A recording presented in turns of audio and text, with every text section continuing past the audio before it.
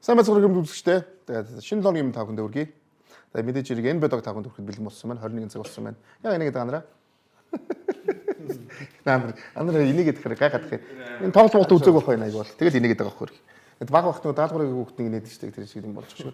За тэгээд мэдээж хэрэг энэ бэдог ерөнхий ивент гэж PC Mode тавхан бүгд төрлийн электрон бараануудыг мөн бүгд төрлийн гаргаснуудыг ямар ч уучлалгаагүй лизинг авах боломжтой гэдэг хэлмээр байна. Тэгээд мэдээж хэрэг электрон бараг зөвхөн PC Mode тавхан худалдаж аваарай гэдэг хэлмэн. Дээрэс нь энэ битокийн бас ерөнхий ивентгч илүү тэмүүд Pepsi брэнд байгаа гэдэг хэлэхэд таатай байна. За тэгээд мэдээж хэрэг бидний хүсэн үлээсэн плей-офф хийсэн. Тийм ээ. Тэгээд тусмаа яг плей-ины тул бид нар плей-нээс ярих багт. Плей-ины сүүлийн тоглолтоос эхлээд ярих багт тийм ээ.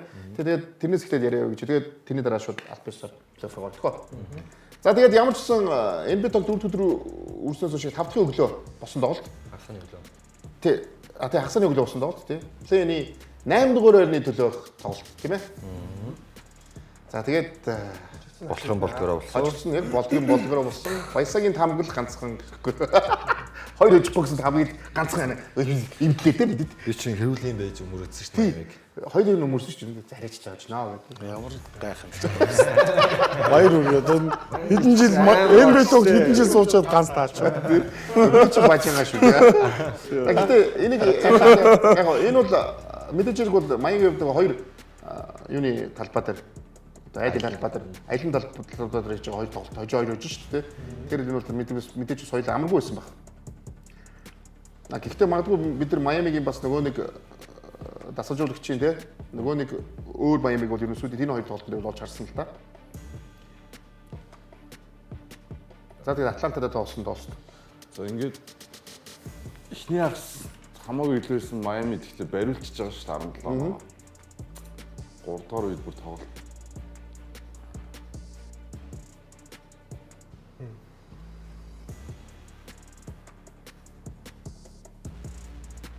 Ja, Caris Lue. Kan våga om sen då. Trey Ингээд дөрөвдүгээр Атланта бүр оноо дээр нь гарсан. Өөр тайм гарсан тийм. гэсэн шүү дээ. Хамаагүй байсан. Оба хамаагүй байсан.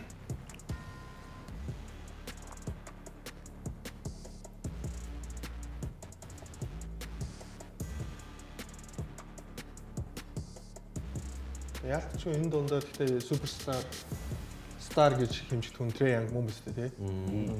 Мөн шүү дээ. Ялчгүй. Тэрийг ч харуулсан да. Ууг нь бол тийм ээ. Тий. Эндээ ууртай мардаг тий. Яа, сафи. Үгүй зөө. Зэн дээр нэмэлт цаг дээр Тэгээд тоглогч ингэж Тайлерсаа эхлүүлээд дамжил. тэгээд мэчлдэг масаал магтахтай. Тоглолт дуусаад лог рум дээр бас дээр мэчлэг бас тасчуулагч бас тий. Нилээ магтаад бас багаараа. Би шийдэл. Яа. Сайн засгалжуулагч төр тоглогчдод тэгээд сайн да. Тийм ээ. За ингээ ямар ч гэсэн нөгөө багийн хувьд бол маш хэрэгтэй зүйл тийм ээ. 8-аар гарлаа. Тийм угаасаа 8-аар гарна уу 9-аар үлдэн үү драфтд нөлөөгүй юм чинь тэгээд орцсон тал дээр. Ороод дахиад талбай дээр 2 ч юм уу 3 ч тоглолт хийчих болно шүү дээ тийм ээ. Фэнүүдтэй тэгээд Талбай дээр 2 3 тог 3 тог. үгүй яг бас болно шүү дээ гэж болно. 2 хүчээр үсттэй. 3 байсан тийм. Гарах. Тийм. 29.1. Гэтэ хас үзүүлэлттэй л тийм ээ. Трей. За тэгээд ингээд Атлантик хувьд бол ингээд үлрэл нь уул бид нар Атлантик бол ер нь уул нь үлрэлийн төв плей-офф бол юм шиг асууж орчих юм байна гэж хэлэхэд тарж байгаа шүү дээ. Тэгсэн баг нөгөө бэртэл гимтэлтэй олон зүйлийн зүйлсээс болоод ямар ч сан харамсалтайгаар хасагдлаа. Джонсон Капеллорийн гимтлүүний нэг тэр шууд өөрчлөлөө шүү дээ дүр зургийг. Тэгэхээр энэ баг харин тэгээд плей-энд ороод тэгээд Араас нь залгуулад юу даасан байсан. Сая шууд Майами ярихгүйсэн юм. Хүч суулруулад. Гэхдээ Майами бид нар ярьж болно шүү дээ. Гэтэ яг зүгээр юунд энэ тоглолт руу шууд яриад явчих хамаагүй зүгээр яриад явчих тохоо. Бүгдээр Майами шууд нэгсэн яга явчих тохоо. Атланта дээр ярих юм байвал ер нь Атланта яах вэ? За мэдээж тоглогчдын бэлтгэх юм. Тэгээд тоглогч нар нь одоо мэдээж их шүлдрэл юу хүлээж их юм. Атлантаас тэрнээс яриад явчих байна. Яг Атлантик үлрэл дууслаад гэхдээ ямар ч гэсэн Хокомогийн тоглогчид одоо гарааныхаа тоглогч болгосон үед л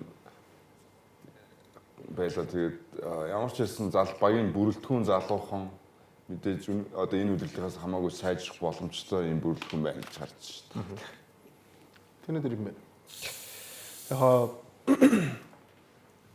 Атлантаг өөрсдийнхөө цаашдаа авч явах гэж байгаа энэ багийг авч явах тамирчнаа Трей Янг гэж хэрвээ сонгосон тохиолдолд бол ер нь цаашаа амжилт үзүүлэхэд бас жоохон хүндрэлтэй байгаа харагдаж байна. Тэгээд өмнө NBA тоокууд дээр ер нь NBA-д ч гэсэндээ холбоон тоглогчийн байрлалд одоо намхан супер хоттой багууд амжилт үзүүлэх боломжгүй гэдэг. Тэгээд энэний баталгаа нь бас яваад байгаа юм болов. Энэний араас ярих бас баг дээр ч гэсэндээ тэр одоо намхан одоо лидертэй баг амжилт үзүүлж чадахгүй байгаа гэдэг юу харагдах байх. Тэгээд магадгүй ганцхан Нью-Йорк Никс магадгүй гэдэг нөө яах гэдэг эсвэл бас адилхан л нөхцөл байдалд орох гэдэг нөө гэдгийг харж байна. Атлантикийн хувьд бол яг гоо шинэ залуу тоглогч нар гарч ирлээ.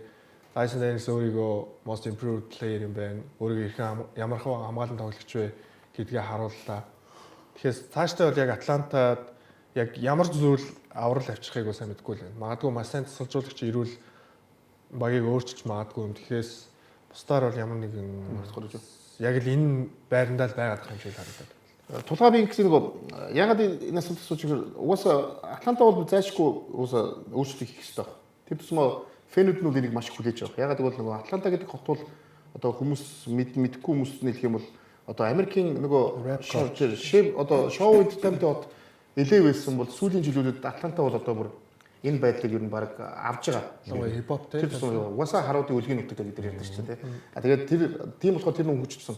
Одоо жишээ нь TNT-ийн офис хүртэл одоо Атлант руу нүүсэн ч гэдэг юм. Энэ бол зүгээр өөрөө тэр том зүйлүүд нэгдэг байхгүй юу? Хамгийн энтертайн зүйл байна. Тэгэхээр мэдээж сасан бомб гэдэг нь тэдний бас калчрын нэг болохоор энэ нөгөө фэнүүд бол яг аврах тийм хүлээддэг болсон байхгүй юу? Атлантаас. Тэгэхээр энэ баг ямар өөрчлөлт хийх ёстой вэ? Заашгүй өөрчлөлт хийх ёстой болчиход байдаг. Фэнүүд энийг бол маш олон жил хүлээж ирж байгаа юм тийм ээ.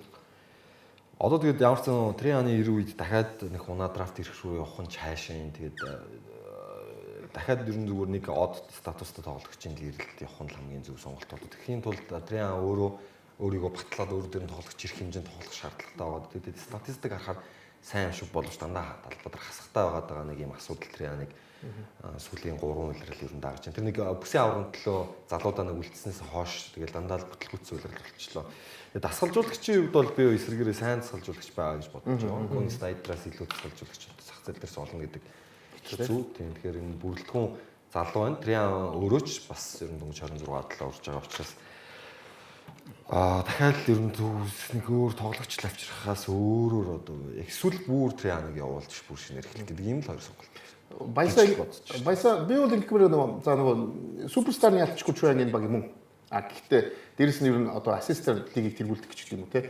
Тэгэхээр энэ бол ялчгүй суперстар үзүүлэлт юм уу мөн. Гэхдээ бус нь одоо энэ үйлдэлд бид нар юу олж харсан гэхээр энэ багт тэр нөгөө залуу тоглогчдод галзуу хамгаалдаг бүтээгдэхүүнтэй хосол байна гэдэг нь олж харлаа шүү дээ. Нэг тоглогч нь одоо шилдэг нөгөө гимтцэн тоо Джонсон одоо хин Капелла дээрэс нь одоо Денис 3 тойроод Швен хамаагүй хамгаалахгүйс нөгөөдөл нэг багаараа хамгаалчихвал ямар ч асуудалгүй байх боломж байгаа үстэй.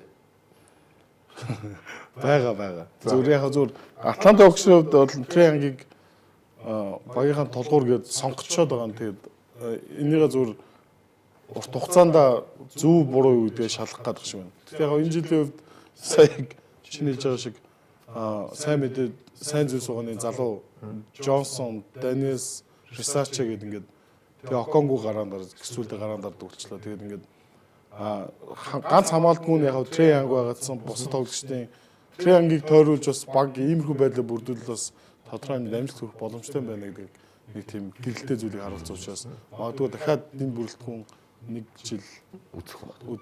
Яаж нэг жил бол таа. Яг энэ бүрэлдэхүүнээр харах юм бол эх жил ер нь амжилт хийхийг юу гэж харж байгаа? Майамиг болгож байна. Тэгээ ер нь дэмтгэл плей-офф талаа. Плей-офф асуудалгүй л дээ. Эстерэнд бол тэгээд плей-оффт бол асуудал 6 ихний 6-д бол орох боломжтой баг гэж. За бүгдээ дараагийн бас плей-ийн тоглолтыг үзье тийм ээ. Dallas Memphis-ийн тоглолтыг үзье. За Memphis-ийн талбай дээр болсон тоглолт.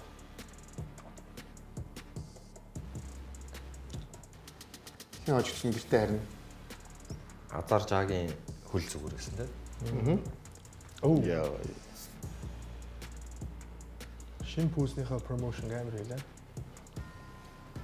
63. Энэ тоглолт нэр нүү өнөөдрийн тоглолт. Өнөөдрийн тоглолт байсан тийм. За тэгээ нэг стат сайн нэг бэртлүүл зүгээрсэн өмнөх тоглолт тийм. Гайг байсан тийм. Гэтэ өвчин намдагч ууж мууж тоглосон гэсэн үг үү? Тэр нь өмнөх тоглолт. Энэ тоглолтор шууд нөгөө тэр дорно.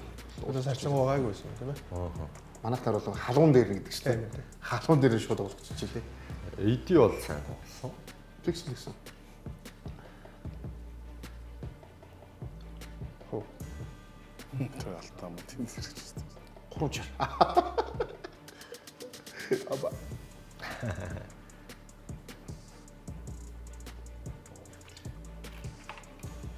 What's your favorite нь Memphis байсан л да.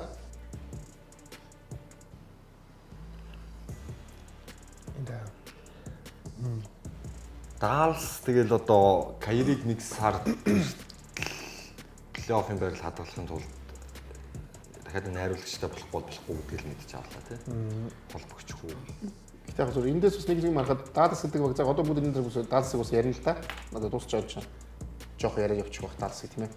Тэгэд хэрвээ Irving үсэн бол Далс бол магадгүй баг асуудалгүй 6 дугаар байраа аваад гарчих байсан баг л та. Ер нь тийм.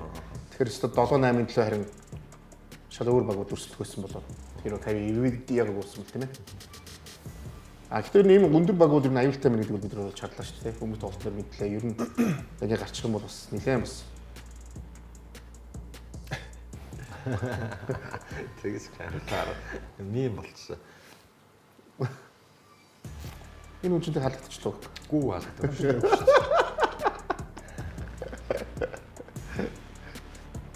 Халдахгүй шүү дээ. За ингээд Memphis 8 гарлаа. Memphis гарлаа. За тэр мэдээж зүмөр онцлог статыг хараа. Гэхдээ яг энэ бол харж байгаа зүмөр яг Dallas ярьж идэх үү. Баясаа ер нь Dallas ирэх жилийн Dallas-ыг ярья да. Одоо тэгэхээр энэ жил бас ямар өөрчлөлт эдгээр бас 100 бас хийх юм бол солилцооны энэ үйлдвэрлэлийг хараад тэгээ солилцооны өмнөх зүг нөхцөлийг харах юм бол Dallas энэ жил хүчтэй байд гэж харж байна. Одоо гол нь бүх зүйл өөрчлөгчтэй. Карьер гимтчлээ. Бууч гарцсан. Тэгээд бол хүн гимтэл. Тэгээд ийм байхад нэг жил одоо Irving хизээ эргэж ирэх үү? 100 ямар шилжилтүүдийн багт үүсэх үү гэдгээс шалтгаална. Тэрнээс нэг солилцооны өмнө за энэ баг энэ жил харах юм бол Dallas баг хожууд хожгоор төрүүлээд чанартай үйлдэл хийж магадгүй гэдэг хүлээлт байсан. Миний хувьд бол тийм байсан. Тэгээд гэтээ тийм зүйл болоогүй. Тэр учраас зүгээр энэ зуны одоо саяхан харагддаг Nico Harris-ны хэр одоо энэ өөрийнхөө шийдвэрийг хэр цайруулж эсвэл хэр сайжруулах боломжтой вэ гэдгийг харуулах та. Юу нь бол хийж таарна. Gafford-ыг угаасаа л өндөр явуулчихсан. Одоо Gafford, PJ Washington, Najee Marshall ч магадгүй ер нь гэсэн үүргийн тоглогч дээр солио хийж таарах бах. Тэгээд одоо бол эрх үлрэлийг би Dallas-ыг амжилт гаргаж байгаагаар харж чадахгүй байгаа. Яг л зүгээр нэг үеийн New Orleans Pelicans баг л болчихно л гэсэн. AD-ийн нуруунд дээр зүгтэл нэг 9-10 дугаар байранд бичигдсэн л баг баг. Учир юу гэхээр Kyrie хамгийн хурдандаа нэг сард ирнэ гэдэг. Тэгээ өрнөдөд бол Kyrie-ийн ирэлт нэлээд хожимдсан ирэлт болчих واخ гэж боддог. Тэгэхээр дараа жил үнэхээр нэг том од гинт сүрприз өрөөл аваад ирдгүүл юм бол нөхцөлөд хэцүү санагдаад. тэр адилхан. Тий. Миний хэлсэндээ адилхан байна. Тэгээд ялчгүй төвдөр нь 3 одоо өндөр тоглогч байгаа ч гэсэндээ 2 нь бол ялчгүй холбоон тоглогчоос шууд хамааралтай төвийн тоглогч нар байгаа учраас гинт одоо Lively, Evan Mobley болол өөрөө давталдаг ч юм уу санаачлах нь гартаа авдаггүй юм. Ер нь эргэжил яг AD-ийн нуруунд дээр л байх юм байна. Дээрээс нь яг Dinwiddie ч юм уу Najee Marshall хүртэл одоо олбон тоглогчтой гарцсан байсан. Тэгэхээр энэ нөхцөл байдалд бол Kyrie иртэл тэснэ гэдэг ч гэсэн өөр аягүй хэцүү байх юм бол гэж хараад шүү дээ. Тэгээ Kyrie ирсэн чинь яг нэлээд хожимтгал болов гэж. Яг жилийн өрнөд бол Андраа бас яг энэ жилийнхтэй адилхан аюултай байна тийм үстэй. Тэгэхээр яг нь би зүгээр ингэж бодсон. Зүгээр уг нь Nico Harris энэ солилцоог хийгээд AD Kyrie хоёрыг энэ өдрийг дуустал хамтдан тоглохыг харсан бол яг шудраг дүгнэлт хийх боломжтой байсан баг гэж харж байна тий. Гэхдээ яг мэдээж Лукаг явуулсан юм чинь хизээж Dallas-ын одоо фэнүүд Nico Harris-ыг бол үзэхгүй тий. Тэр одоо ойлгомжтой гэх баг зүгээр сая хэлж чинь Антони Дэвис ганцаараа за магадгүй ганц нэг өөрсдөө 100 хийгээд карьерийг эртэл бага плей-оффын байрлалд чадах уугүй юу гэдэг асуудал үлдлээ. Тэгээд магадгүй бас нэг залуухан ирээдүйтэй тоглогчдыг солилцоогоор драфтаар авчрах. Драфтаар авах ч юм уу ийм байдлаар багт нэг ямар нэгэн байдлаар нэг тийм сэтгэл зүйн сэргээлт хийхгүй бол энэ баг ер нь уналтанд ороход ер нь ойрхон байна гэж харж байна. За бүгдээ яг Альбисогийн плейник бол ингэ дуусгая. Яг нэг хоёр баг нуусаа гарцсан. Тэгээ өнөөдөр ихтэй тоглолтуудыг өндөр хийжлээ шүү дээ. Тийм болохоор бид ярих хэрэгтэй байна. За тэгээ мэдээж ихний баг бол Майамид өнөөдөр Cleveland Cavaliers багтай тоглосон байгаа. За удирдлагын харьцаа бол 2-1 тий. Cleveland-ийг хоцсон цөөх хэдэн баг гэдэг. Тийм шүү дээ. Тэгээд тэгэхээр Майамид бол мэдээж одоо 8 дугаараар гарцсан плей-оффд орж байгаа юм чи мэдээж энэ баг бол юм бодож байгаа. Тийм боломж юу вэ те? Бүх юм хайж чадчихмаа. Бас лигийн хамгийн шилдэг зөвлөгчдийн нэгтэй болохоор бас тодорхой хэмжээгээр бас жижигэж гэсэн боломж байгаа юу байгаа. За өнөөдөр ихний тоглосон. Яг ганц харьцангуйны амралтгүй тоглож чинь л да тий. Тэгээд хоёр дараалал тоглолцохоор чинь дундаа нэг тоног амраад тоглож байгаа юм. Тэгэхээр яг тэр үл ялтчгүй маш нөлөөлөн дандаа аялын тоглолт хийж байгаа. Плейнд орж байгаагийнх нь хариун л юм да. Хариун юм тий. Яг нөгөөд нь 10 хоног амарчиж байгаа шүү дээ. Тийм шүү дээ. Хамраад тий. Тэгсэн чинь эдгээр чи 2 хоног амраад орд. 1 хоног амраад 2 хоног дээр тэгээд орд ирж байгаа тий.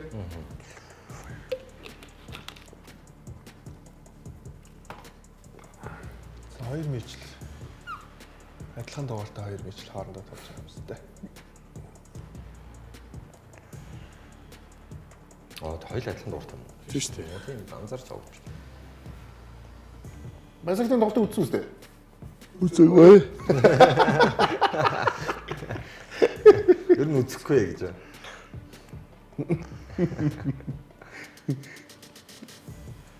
Бэм сайн тоглосон өнөөдөр. Ууг нь. Тэг баймж байгаа хэцүү байгаа хаа тий. Өөрөөс нь өндөр 2 төв болсон юм. Талбай дээр нэг хожуулал авахаар бол харагцсан. Мами. Талбай дээр Нэг талбай дээр нэг хожуулах харагцсан. Өөр үзсэн юм үстэй. Тийм боломж байвал энэ нэг хожуулал харагцсан. Өнөөдөр тийм ч юм уу тоглоогүй шүү Cleveland-тэй. Тийм ер нь бол зүгээр 7-8 оны 7-8 зүйлтэй явсан тийм муу зүйлсөө тийм драм. тийм илүү мэлүү бүр Нэгээр яж байгаа багтай хэд тий. тийм нөгөө тал болсон нөгөө нэг баг байгаа даа шүү дээ 50 оноо мөн шиг тэгэж үү тоглоод айгүй өрсөлдөлтэй амар тогтоосон шүү хажууд. Тийм. Майамаг өгөхдөө шууд хэзээ ч тийм бууж үлсэн тогт хийхгүй л дээ.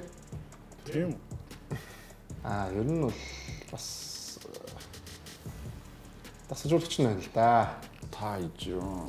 Ажрам ундраллаа тий. Амар тоглолоо. Тайжеромыг хамгаалахгүй баг энд байх хэрэг байхгүй юу? Атланта Хокс ялгаагүй байсан. Зөв би фэн учраас л ингэж яриад байгаа болохоос ийм юм харахыг хүсэхгүй байх болохоор Майами хожигдосоо л гэж ярьсан шүү дээ. Аха. Тэрийг л ойлгож байгаа. Энэ сурлыг талбай дээр хоёр тоглолтыг тэрийг бодоод гарсан л за тэгэл болоо. Өөр энэ сурал 5 тоглолт мөрөлт гарна би л үсвэхгүй. За тэгээд юу вэ? Удирдлагын харьцааг харцсан. Майами Cavs энэ юм дээр энэ сурал дээр нь ихний тоглолт дээр ярих юм бол ер нь баалга байна уу тийм ээ? Ярих те тэгэл ер нь Болтгийн болдгороо л боллоо. 4 тоглолт балбуулаад дууссан шүү. Тэгвэл яг гоо шууд нөгөө одоо бүр нөгөө талын ярихаар бүр ярихгүй болж байгаа нэг хэцүү байна. Яг өгтөл яриад байгаа тийм. За өнөөдөр болсон тоглолтыг үзээ л та. Тийм үзээ энэ ямар тоглолт вэ? Уул нь бол түүхэн хамгаалтын эсрэг тийм гарч ирж байгаа. Memphis. Яг өнөөдрийн тоглолтыг үзвэл бол Dallas тоосон бол арай ингэж хожигдохгүйсэн болов уу гэж бодохоор л тоглолт болсон. Даллас Оксидтэй тоглосон болоо? 50 оноо юу? Бүр балар шүү дээ. За тэр 50 оноо ч яах вэ? 50 оноо цааш хэмбэр гэж бодсон зүгээр яг зүгээр.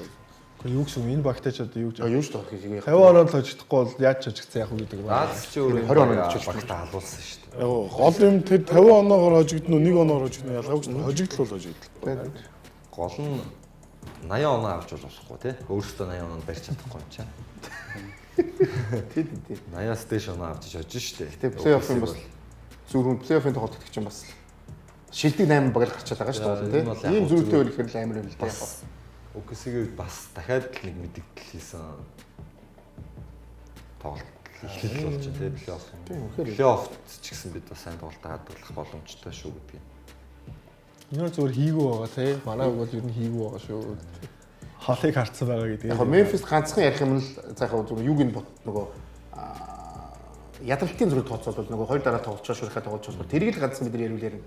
Тэ? Бусдаар бол одоо үнэхээр одоо нөгөө баг нь 10 хоног амарцсан байгаа гэдгийг ярихгүй бол өөрөөр бол Яг нөгөө баг нь өөрөө түүхэн статистик үзүүлж байгаа баг штэ. Хамгаалтынхаа үзүүлэлтээр Өнөөдөр тэгээд гараанд тоглогч нь дахиад нэг 22 3 минут тоглолоо. 3 дугаар ихэнх Ачаал авахгүй нэ. хараач авахгүй. Тэгсэн чинь зарим багийн амжилт нь 40 минут тоглоод байгаа шүү дээ өнөөдөр тэ. Энд ялгаа байгаа юм тэ. 47 минут тоглож зарим багийн лидерүүд. Тэ тэр айгүй аюултай сонсогдоод байгаа. 30 оноо тасарсан байсан чинь цаанаас ингээ шээ гарч ирэх гэж байж штэ. Яах юм бэ тэгэхээр. 20 минут тоглоод байгаа гэдэг л хамгийн аюултай. Нэг олон авахгүй 17 оноо авсан байдаг шүү дээ. 17 аваад 15 он авсан чи баг нь 50 оноо хөрлөө яваад гэхээр яах ч ёстой тий. Тэгэхээр тийм юм байна. Тийм анараа юу ярих юм байхгүй болоо тий. Гэхдээ яг зүгээр нэг ийм зүйл байна. Мэдээж л одоо юу гэдэг Eastern Conference, Western Conference-ос нэгээр гарсан багууд мэдээж 8 гарсан байгаа хожих хэвээр гэсэн л тийм таамаг байгаа ш. Зүгээр хэр өрсөлдөөн үзүүлж чадах юм. Miami ч юм уу Memphis хэр өрсөлдөөн үзүүлж чадах юм гэдэг зүйлийг бид нар ярих хэрэгтэй. Зүгээр яг хоо Memphis OKC-гийн эхний тоглолтын дээр одоо энэ хоёр багийн хамгийн том ялгаа нь юу вэ гэхээр бид нар OKC багаас тийм маш том коллектив. Одоо жишээ нь Шээ өнөөдөр нэг 30-40 оноо авсангүй шүү дээ. Багийн гарааны бүх тоглогч нь 10-аас дээш оноо бараг 20 дэх оноо авлаа ч гэх юм уу ингээд ерөнхийдөө OKC-гийн тэр багийн уур амьсгал гарааны тоглогч сэлгэнээс гарч иж байгаа тоглогчдын тэр одоо хоорондын холбоос гэх юм уу те ив наримталтай байдал багийн тоглолт гаргаж байгаа байдал энэ зүйлүүдээр үнэхээр OKC тасархай байна л. За Memphis-ийн хувьд эсрэгээр юу гэдэг зүгээр хувь хүмүүс тоглоод байгаа байхгүй. За тэгээд дасгалжуулагч нь үнэхээр болохгүй байна. Бид нар ингэж тогломоор байна гэнэ дасгалжуулагчаа хаалтсан. За тэгвэл би өнөөдөр Jam Morant-ыг хожигдсон ч гэсэн 40 оноо 50 оноо авах хармаар байна шүү дээ. Тэгээ бага ямар нэгэн байдлаар өрсөлдөөнд оруулж тэгэх гэж л би дасгалжуулагчаа хаалсан мэн гэж ойлгосон шүү дээ. Тэгээ ингээд өдөр 4 хожигдсон. Тэгээд хожигдлын дундаж оноо дундчлах юм бол 10 15 7 8 оноор хожигдсон байгаа. 120 оноо Дандаа шуулсан байна шүү дээ. 120 оноо алддаг байна шүү дээ. Тий. Ер нь бол яг хоо ихтэй нэгээр гарсан баг мэдээж 8 гарсан баг яг нөгөө сая яндрын хэлгээр угаасаа энэ хожих магадлал нь эсвэл нөгөө унших магадлал нь хамаагүй их л тэ. Гэхдээ цуврал дөнгөж эхэлж байгаа шүү. Одоо ингээд бид нар ингээд дөнгөж ихний тоглолтыг үзчихэл за 4 нь байл юм байна гэж. Ямар нэгэн байдлаар талбай дээр очсон баг те одоо хонкорт хамгаалах гэж үзсэн тэр хоёр тоглолтонд хожих гэж үзсэн тэгжий цувралыг үндсэндээ өрнөл нь явагдана гэхээс зүгээр ихний тоглолтыг үзчихэд за энэ айлгч 4 нь байл юм байна. Чихтэй Memphis-ийг тэгвэл талбай дээр очиод хожил аавна гэдэгт тэр нэг тоглолт бол аавна гэж бодчих. дасгалжуулагч чаа урдсан баг уу? Тасгалжуулагч явуулсан гэж үзсэн юм. Оронд нь нөгөө ер нь толгоо тасцсан гэж чи хилд үгүй гэсэн шүү дээ. Тэгээд оронд нь хүн ирсэн бол чи бас хүн ирээд ажиллаж байгаа шүү. За ингэ бүгдээ ерөнхийдөө хэсгэрмэн дээр бүгдээ уулзцгаая. Бид түрүүс ярих юм их байгаа. Яг тэгвэл эн чинь бүх тоглолтууд тоглогдсон байгаа болохоор бид ярих юм их байна. Сая бол бид яг нэгээр гарсан баг 8 гарсан баг хоёр багийг ярьлаа шүү дээ. Бүгдээ хэсгэрмэн дээр бүгдээ уулзцгаая.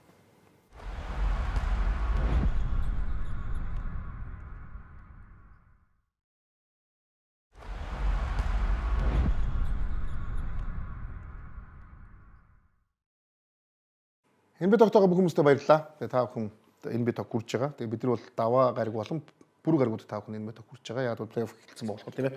За одоо харин цөмөр арай гоё өрсөлдөөнтэй хамаагүй өрсөлдөө ихтэй тийм цувралуудыг үзье гэж байна. Яг бол ерөнхийдөө 4-5-аар гарсан багууд 3-6-аар гарсан багууд хоорондоо маш их өрсөлдөө үзүүлдэг. Аль нь жилийн хожиж болдог тийм үстэй янараа. Тэгээ тийм болохоор тэд тоглолт үзэх тэгэхгүй. Тэгээ бид нар яг хүсүүлсэн цувралыг нэг яалтчгүй энэ мөн. Энэ хоёр таарч гоё ярьж ирсэн. Ер нь тийм. Тэгээ энэ хоёр баг хоорондоо таарсан. За тэгээд мэдээж Индиана талбайн давуултай. 4-өөр гарсан тийм. Тэгээд 4-өөр гарсан. За тэгээд ер нь үзэхэд жоохон гомдмоор л байсан да. Тэ. Үзэхэд хэцүү тоглолт. Янс 7 дараалж туталсан шүү дээ. Багийнхаа хинт ч бөмбөг өгөхгүйгээр Өгсөн ч гэсэн баг буцаагаад өгөөдсөн л да яанаас вэ? Тэгээ Би яагаад бусад тоглогч нар яагаад тоглоомын санаачлаг гаргахгүй байгаа гэдэг дээр бас жоохон. гаргаж байгаа ганц хүн Кевин Портер шүү. Кевин Портер яг тийм шүү. Гэхдээ тийм ухаалаг товтлогын сонголтууд биш. Би товтлох ёстой гэдэг нь хүчилж товтлсон сонголт. Бидний энд Кузмаг бас заавал ярих хэрэгтэй баг тий. Би энэ дэр Кузма гэхээс илүү энэ дэр зүр дасгалжуулагч ба Янс л буруу. Бусдаагаа хөлдөөцсөн л тоглолт хийхнээс тэгээд тэгжсэн гинт зүгээр 3 минут бөмбөнд хүрэхгүй хамгаалуулж хамгаалж яснаа гинт 5 секунд үлдэнгууд Кузма төхөр нөгөөд нь шидэл алдахгүй байх та ер нь.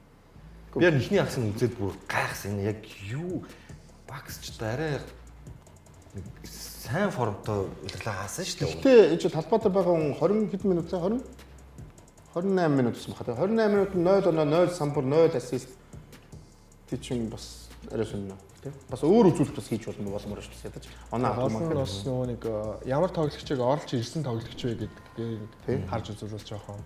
Тийм. За тэр зөв нэг ч самбаргүй нэг ч дамжуултгүй оноог нь мөр мартчих гэдэг шүү дээ. Нэг сайн үзүүлэлт байгаа ш нэг ч бөмбөг алдаагүй. За ямар үзүүлэлт. Нэг ч алдаа гаргаагүй. Амар амжилттай. Бүх юм тэг. Наач барыг хамгаалаагүй гэсэн үг үү? Тоосон. Алдааг нь мэдэхгүй. Тэгээ хоёр нөгөө багтаа ямар нэг хэмжээд тусах хэрэгтэй шүү дээ. Самбар түсрэх, ребаунд авах, ассист тийм энэ үнээс гараагүй л гэж хэлж байгаа. Тэгээ минутаас 28 байсан баха тийм. Ямар буруу хараагүй бол бас их минут шүү дээ. Энэ нь алгаалтай минут тоглосон. Тэгээ хангалттай минут тоглосон шүү дээ.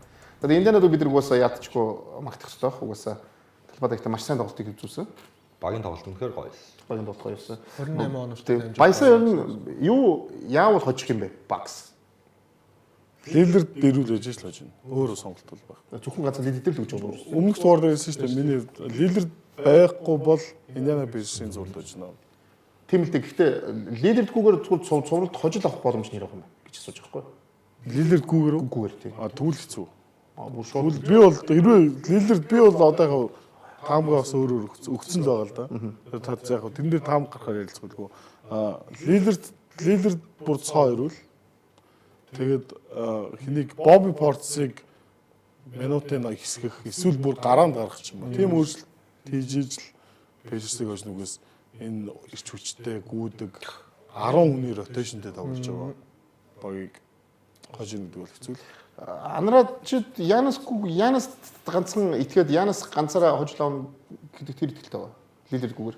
Яг хөө зүгээр одоо яг тоглолтын дараа нэг ийм асуулт л да. Кузмаг яагаад ингэж тоглолоо гэдээ ахлаас жуулчаас Доки юусаас асууж байгаа.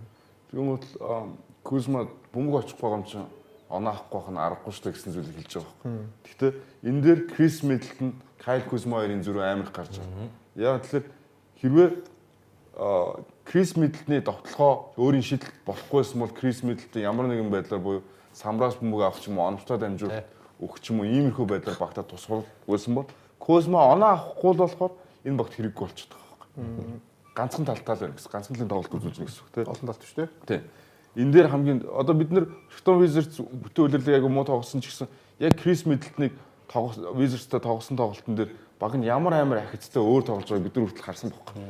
Тэгээд тийм болохоор хэрвээ Янис энэ зурагт хоцорж орж биш Янис гинэ Лилерд хоцорж орж ирээд Милоки багс хожих шаардлага талбай дээр хоёр тоглолтыг одоо Янис Дэм Лилерд хийх шаардлага гарах юм бол Кузма сайн тоглох хэрэгтэй заавал. Тэгжиж багт нь боломж гарч ирнэ. Эсвэргээр нь Индианагийн хитэн талаас нь хинч оноо авах боломжтой байгаа болохоор давуу талыг үүсгэж байгаа. Дээрээс нь дасгалжуулагч нь маш сайн ажилласан байна.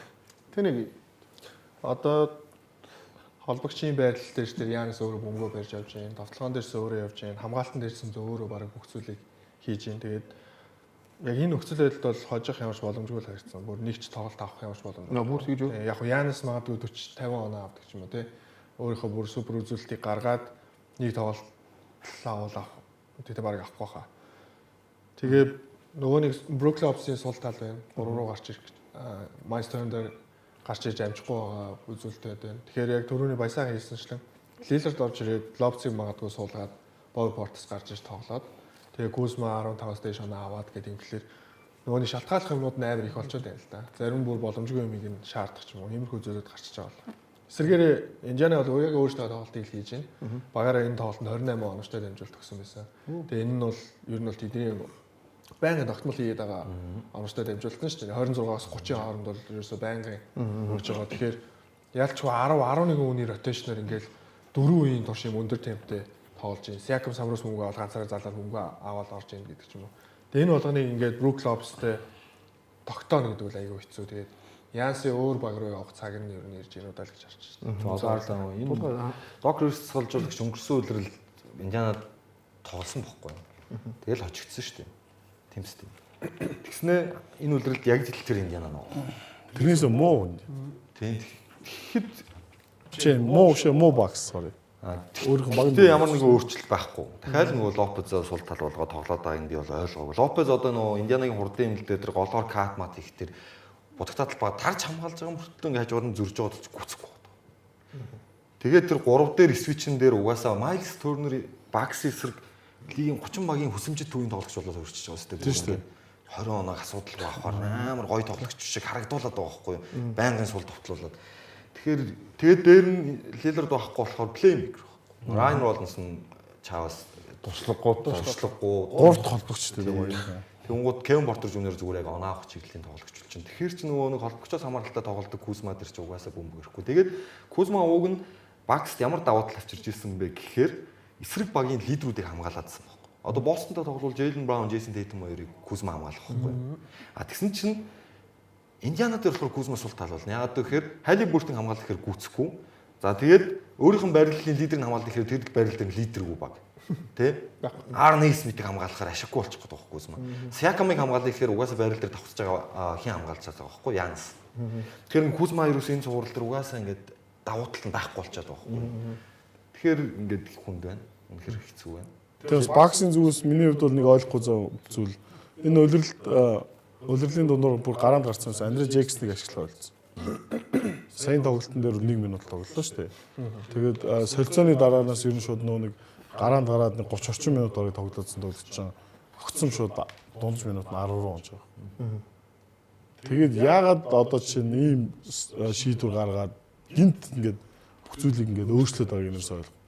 Halliburton-ыг хэлгээд Halliburton сая ихний тоглолтын дээр 13 шидэ 3 л орсон. Сурлын турш тэгж боо шитгэв шүү дээ. Тэгээ бодохоор хэцүү багс. За бүгдээ гэхдээ угаасаа зөндөө ярина. Одоо бүгдээс дараагийн бас нэг сурлыг үзье гэж бодож байна. За Нью-Йорк Никс. За маш шинээр одоо энэ үеэрл бол бас юу тарьж чадсан тийм сенсац болж чадсан гэж бид шууд ярьж болно шүү дээ. Детройт тийм ээ? Детройтод таарсан тоглолтыг үзье. Detroit Pistons. Энэ дөрөвдүгээр сүүлд хүртэл ойрхон тоглолтсон тийм. Ер нь Детройт илүү явагдсан шүү дээ. Тийм энэ бол Талбай дээр нь тийм. Тэр бас гайхав. Тобайс Харрис ихний хаст 19 оноорсан. бид нөө ярьж ирсэн нөө Madison Square Garden хийх тоглолтод хамттай байдаг гэсэн харин залуучуудад харьцангуй гайгүй байсан шүү дээ. Сайн ихлүүлсэн байна тийм. Сайн хүлээн Давсан. тэрийг бол тийм.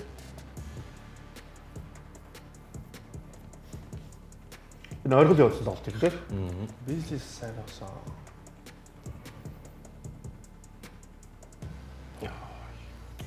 Энэ Стюарт тартаа. Саятай Стюарт нэрээ л нөгөө яг аашишгээ тоглодог бол. Тэр бүр ямар ч юу хийж байгаа мэддэхгүй зогсож байгаа юм байна. Дээшээ хацаасан байхгүй. Тэр хараач одоо энэ саяны Стюартыг дагуулаа л хараад байдаг. Бүр нэг бүтэл. Яг хөлтлөөд чи тоглолтын үзүүлсэн Стюартыг хараад байсан шүү. Оо. Яа, энэ яа, энэ бол яа. За тэгэхэд. Кейт. 72 тал биш үү? 3 дахь үед. Тэ. Одоо 5 минут тоглох гэдэг. Дөрөвдүгээр үчим энэ хин алаа ийцсэн мэт. Миний хувьд бол NBA хизээж байх сүүж боддог. Кэмбэй нөө. Тэр алсан шүү дээ. Тэгсэн эдгээр нөгөө раны эхэлсэн шүү дээ. Алдаа таяа. Алдаа орсон. Ороод ирсэн. Одоо бас нэг те. Одоо биш дараагийн позишн нэрлээ. Бас нэг тоглолтоо алдчихсан шүү дээ. Осоор Томсон. Яа. Нэг 4 үе нэг Энэ ардаа. Яа. Энэ эргэлтийн цэг шүү. Энийг алдаал тэгээд ран эхэлсэн шүү. Энийг хийхгүй багт тий. Энэ үнэхээр азгүй.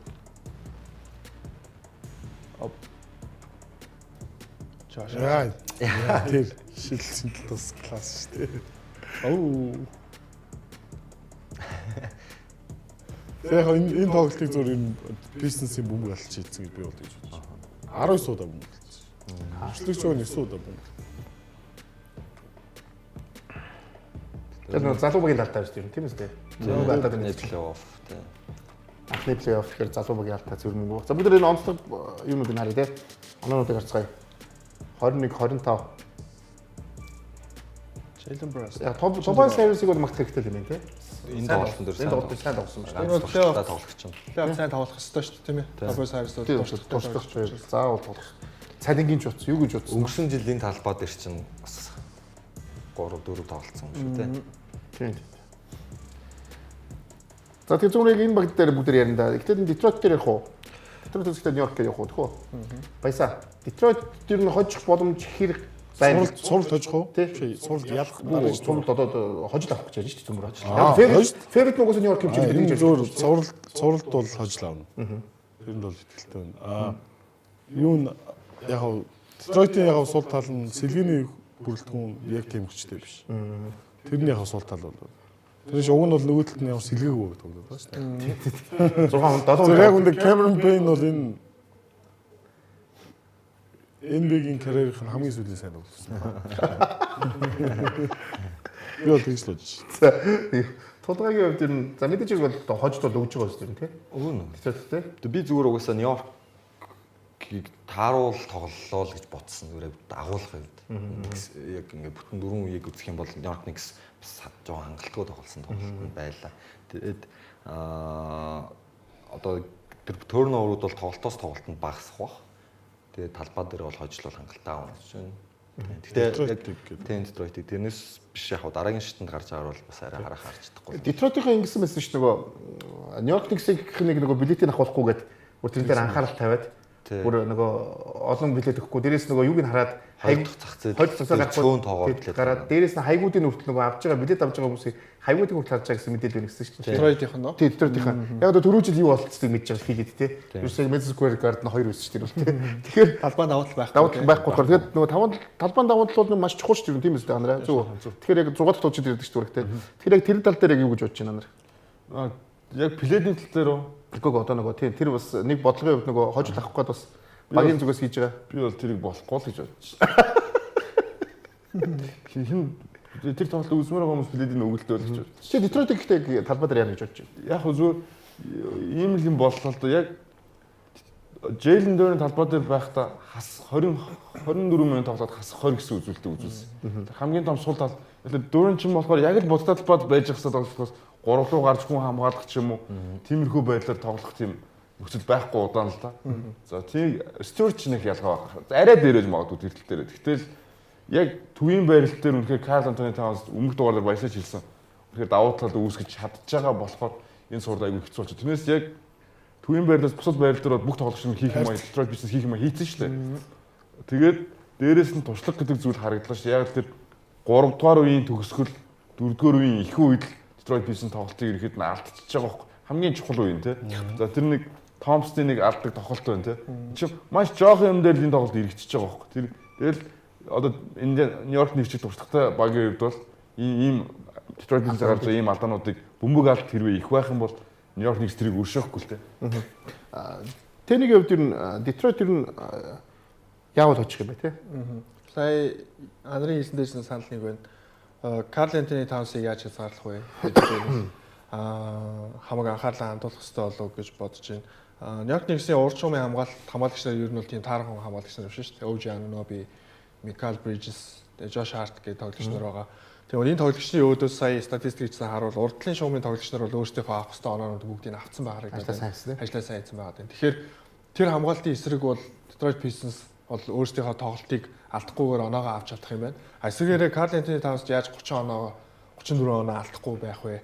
Тэрийг яаж 25-аас доош хязгаарлаж чадах вэ гэдэг тал дээр л илүү сайн ажиллах хэрэгтэй болов гэж бодож байна. Тэгээд 3 дугаар үеийн 5 минут хүртэл оноо дээр баг илүү өөрсдийнхөө талбай дээр ингэж тоглосон бол Detroit бол өөрсдийнхөө талбай дээр магадгүй 2 ажилтсан авч боломжтой юм гэж харж байна. Дээрээс нь Detroit-ийн сагсан бөмбөг тэр хотын өөрөө сагсан бөмбөг чи өөрөө бас түүхтэй агуу түүхтэй авраг авч ирсэн тийм ээ. Ер нь сагсан бөмбөг нь эд оргил үедээ тийм муу байгаагүй байгаа хүмүүс учраас яг одоо энэ плей-оффд орж ирсэн гоё уур амьсгалыг гоё хотоороо мэдрээд тэр талбай дээр очих юм бол бас Madison Square Garden шиг л уур амьсгал Нью-Йоркийнхнийг хүлээх болов гэж бодож байна. Тэгэхээр би бол талбай дээр байх тоглолтын дээр бол ямар нэгэн байдлаар Нью-Йоркоос бол 1-2 зулгаана. Бүгд зөв Одоо юм надад болохоор Стюарт Жорданд яа Пол Ридийг ашиглаж үзэж болохгүй гэж бодлоо. Тэгээд улиралд ашиглажсэн Фонтекиогоо ашиглаагүй. Фонтекио нуурлаг шитгэж байна. Тэгэхээр би бол тэр нь бас давуу тал авчрах байх. Тэгээ Фонтекио бол юу улиралын төгсгөлд бол би ханцаагаад жоо муу тааруу тоглолцсон шүү. Ер нь одоо байдгаас ууд очиод Италийн шиг одоо ганц хамгийн одоо гол тоглогч шүү дээ. Тэгээд энэ багт улирлын ихэнд бол аягүй сайн тоглож байсан гэж би харсан. Улирлын 20 дугаар хагасд бол өмнөх байснаас хамаагүй муу тоглолцсон. Минут бага болцсныхтой юутай би мэдэхгүй байна л да юм. Тэгэхээр бас тэгээд энэ орточноос жоохон минутыг улам хагасдаа л байна тийм. Би сайн нэгтэл ямарсан гинтлгүй л байгаа юм байна. Тэгэхээр дараагийн цувралын тоглолтууд дээр таны нэг асуултанд хариулж штэ. Нэгс хожих боломжийн талаар. Бүгдээрээ бол буцаад ингээд за чөлөөтэй хэлсэн шүү. Заавал би тэргийг заахгүй тийм. Нэгсэл бүгдээ. Нэг саяд ерөнхийдөө анзаархад яг өөрийнхөө гаргасан тоглолтыг харьцангуй favorite баг нь бол Нэгс. Гэтэ Нэгс харьцангуй муу тоглолтоо гэж ярьж штэ. Өөрийнхөө талбай дээр. Тэгэхээр Нэгс ер нь цааштай ер нь яах вэ? Юугаа өөрчлөх вэ? Тэрийг цаашд нарийн. Нэгс одоо яг үү те. Хүзэр байхгүй шүү дээ. Тийм нэг л хүзэр байх. Хүзэр байхгүй шүү. Хоёр хожцсон. Зүгээр одоо зүгээр нэгсийн зүгээр байнга анзаарч авах хэрэгтэй зүйл бол Кэл Канемиг яаж хязгаарлах вэ гэдэг. За эхний тоглолтын дээр тэг Канем 21 довтлоод 8-ыг оруулдаг ч юм уу. Тэгээд 6 удаа бөмбөг алдсан гэсэн. Яа Канемд ойлгомжтой Бриз Өвжаноо би хаарч хинтэж туусан хэцүү оноо ойлгомжтой. Би тэгвэл ийм асуусан нөгөө 19 бөмбөг алдсан гэж бодож байна. Энэ бол залуу тоглогчдын юу бах те нөгөө алдаа гэж бид нар шууд ярьж болох л та. Дээрс нөгөө дарамт Мэдсүнку гардны дарамт гэл зөндөө юм орж ирэх бах те. Сэргөөгийн сайн хамгаалч гэж байна. Тэгэхээр энэ тал дээр ер нь залуу тоглогчд өөрчлөлт гарах уу? Ер нь эсвэл энэ цаашаа ер нь хэр яах вэ? Яг зөв залуу тоглогчдод гэжтэй Кана юм ч бас тэгэл бас одоо гоё юм дээр иржлээ шүү дээ. Тэгээд энэ үлрэлт өөрийгөө хин гэдгийг харуулсан. Би бол цувралд бол Писэнс шүрдүүлэхгүй гэдэгт бол итгэлтэй. 5-аас 2 хожно гэдээ өгсөн байна. Ямарчсан тэгээд 2 хожоод бизнес ирээд ирчлүүд гоё суурд сууж. Бид энэ суурд бол сонирхолтой физик, бие хүчтэй одоо Айса Стюарт яаж галзуурхныг хармаар байна. Тийм хизээ зодоо хизээ хөөгдөх нү гэдэг. Тэгээ хизээ нөгөө нэг нэгсийнхэн бүр ингээд гарааны 5 45 зарим нэг тоглогч нь 48 огт суухгүй сэлгэнээс нэг юм хоёр Мич Робинс нэг л бараг хишгэлцэн. Тим тоглолт хизээ гарах вэ гэдэг надад их сонирхолтой. Одоо Алис Стюарт бол талбайд гараад Карланцын 5-аас зодтолдох хэрэгтэй байхгүй тий. Тэгэл хоёулаа талбайгаас хөөгдөөл тэгэл Мич Робинсон гараад Жэйлэн дүүрэн чинь давуу тал болж эхэлнэ шүү дээ. Өөртөө ажиллаж амар тактик байна тий бурхан минь. Стюарт тэгжэл багтаад туслана шүү дээ. Өөр тэр алаад ингээд тохиолдоо барь бөмбөгөө өгчий гэх тийм байхгүй зү тий. Надад өгчий би тоглоодох тийм байхгүй стандараа. Тийч хэлнэ шүү дээ. Өгөхгүй шүү. Надад өгчгөө би тоглолчий гэдэг юм гол өөдөөс нөгөө бөмбөг зарчаа чи яахгүй гэх. Яг юм бэ өгш. Ирээ заслан тавьчих. За бүгд дараагийн сумдыг үзье. Энэ бол самбар авч. Гэхдээ саяны бас тактикс байж болох юм дээ. Тэгэж байгаа муухай тактик байна. Их заваан тактик байна тий. Тэгтээ хамгийн гол тоглогчийн аваад мод тоглоом шүү. Тоглоом. Бид нар маазарч байгаа шүү гэдэг бас энэ та нөгөө чөлөөтэй яриараа. Энэ дэгийн мод угаасаа маазардаг. За юу яа чи 2-оор гарсан Бостон Селтикс. За тэгээд 7-оор бол Орландо Мэжик гарсан тийм ээ. Тэгээд энэ дэгийн бас угаасаа 7-оор Орландо Мэжик гарна гэдгийг тавуулаа сар нийсэн байсан. Багийн лидер. Энэ тоглолтыг бол гэхдээ хүлээжсэн. Орландо яг Бостонгийн эсрэг хэр тоглох юм бол гэдгийг хэлсэн шүү. За яг өвтөн үтсэн энэ тоглолтыг. Энэ бол суурлыг хэлэхэд идэл ярьсан шүү дээ тий. Бостон бас байж болох үз чанга хамгаалттай тулж байгаа ихний шатны гэхэд гээд ярьсан. Тэгээд ер нь цуврал эхлэхээс өмнө Дюкийн хоёр BB-ндээ нэлээд респект өгөөл эхэлсэн дээ. Банкеро Эдэм хоёр BB-ндээ. Гэхдээ ер нь яг тэрмэр болсон. Дээрэс нь тоглолтын эхний хагас бол маш өрсөлдөөнтэй гоё болсон. 10 оноогоор Бостны 4 үед илүү гарсан, 12 оноогоор буцаагаад бариад эхний хагас дуусгаад юу Орландо 2 оноо илүү дууссан шүү дээ. Тий. Тэгээд 15 оноо ч илүү болсон байсан 2 дугаар. Банкерогийн тэр хэлсэн үгдэгтэй аяга гоё байсан. Тэйтэмд үзүүлж байгаа хүндлэл бол би өөрийнхөө хамгийн сайн тоглолтыг гаргахаа гэдэг. Яг энэ хоёр BB-нд аяга респект хийсэн дээ. Өнөөдөр ихтэй Банкеро бол 100 өөрийнхөө тоглолтыг гаргасан шүү дээ.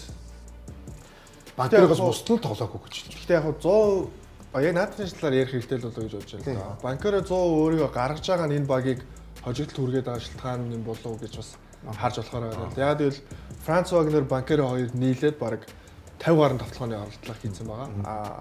Тус баг өөрөө бол 84 авцаа тоглооны оролдлого хийснээс тэрний талаас дэш хувийг зөвхөн хоёрхан тоглогч хийцэн байгаа тийм. Тэгээд оромжтой дамжуултыг харах юм бол маш бага байгаа. Тэгэхээр ерөөсөө энэ хоёр өөрсдөө бөмбөгөө залж байгаа л давтлаад байна гэсэн үг. Тэгэхээр дөрөв хэлсэн чинь нөгөө бусад багийнхныгаа зарцаах те энэ зүйлүүднээс гараад байгаа штэ. Аха. Энэ холбогчгүй байгаатай л холбоотой л доо тэгээд.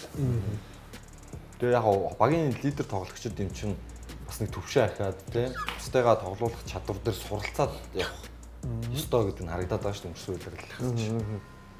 За тэгээ сүүл рүү бол яг мэдээж ноо сал явцсан л да. Derek White метр 30 ороо. Тэгсэн. Ер нь Pritchard хий хоёр бол Derek White яг хийдгээ хэсэг.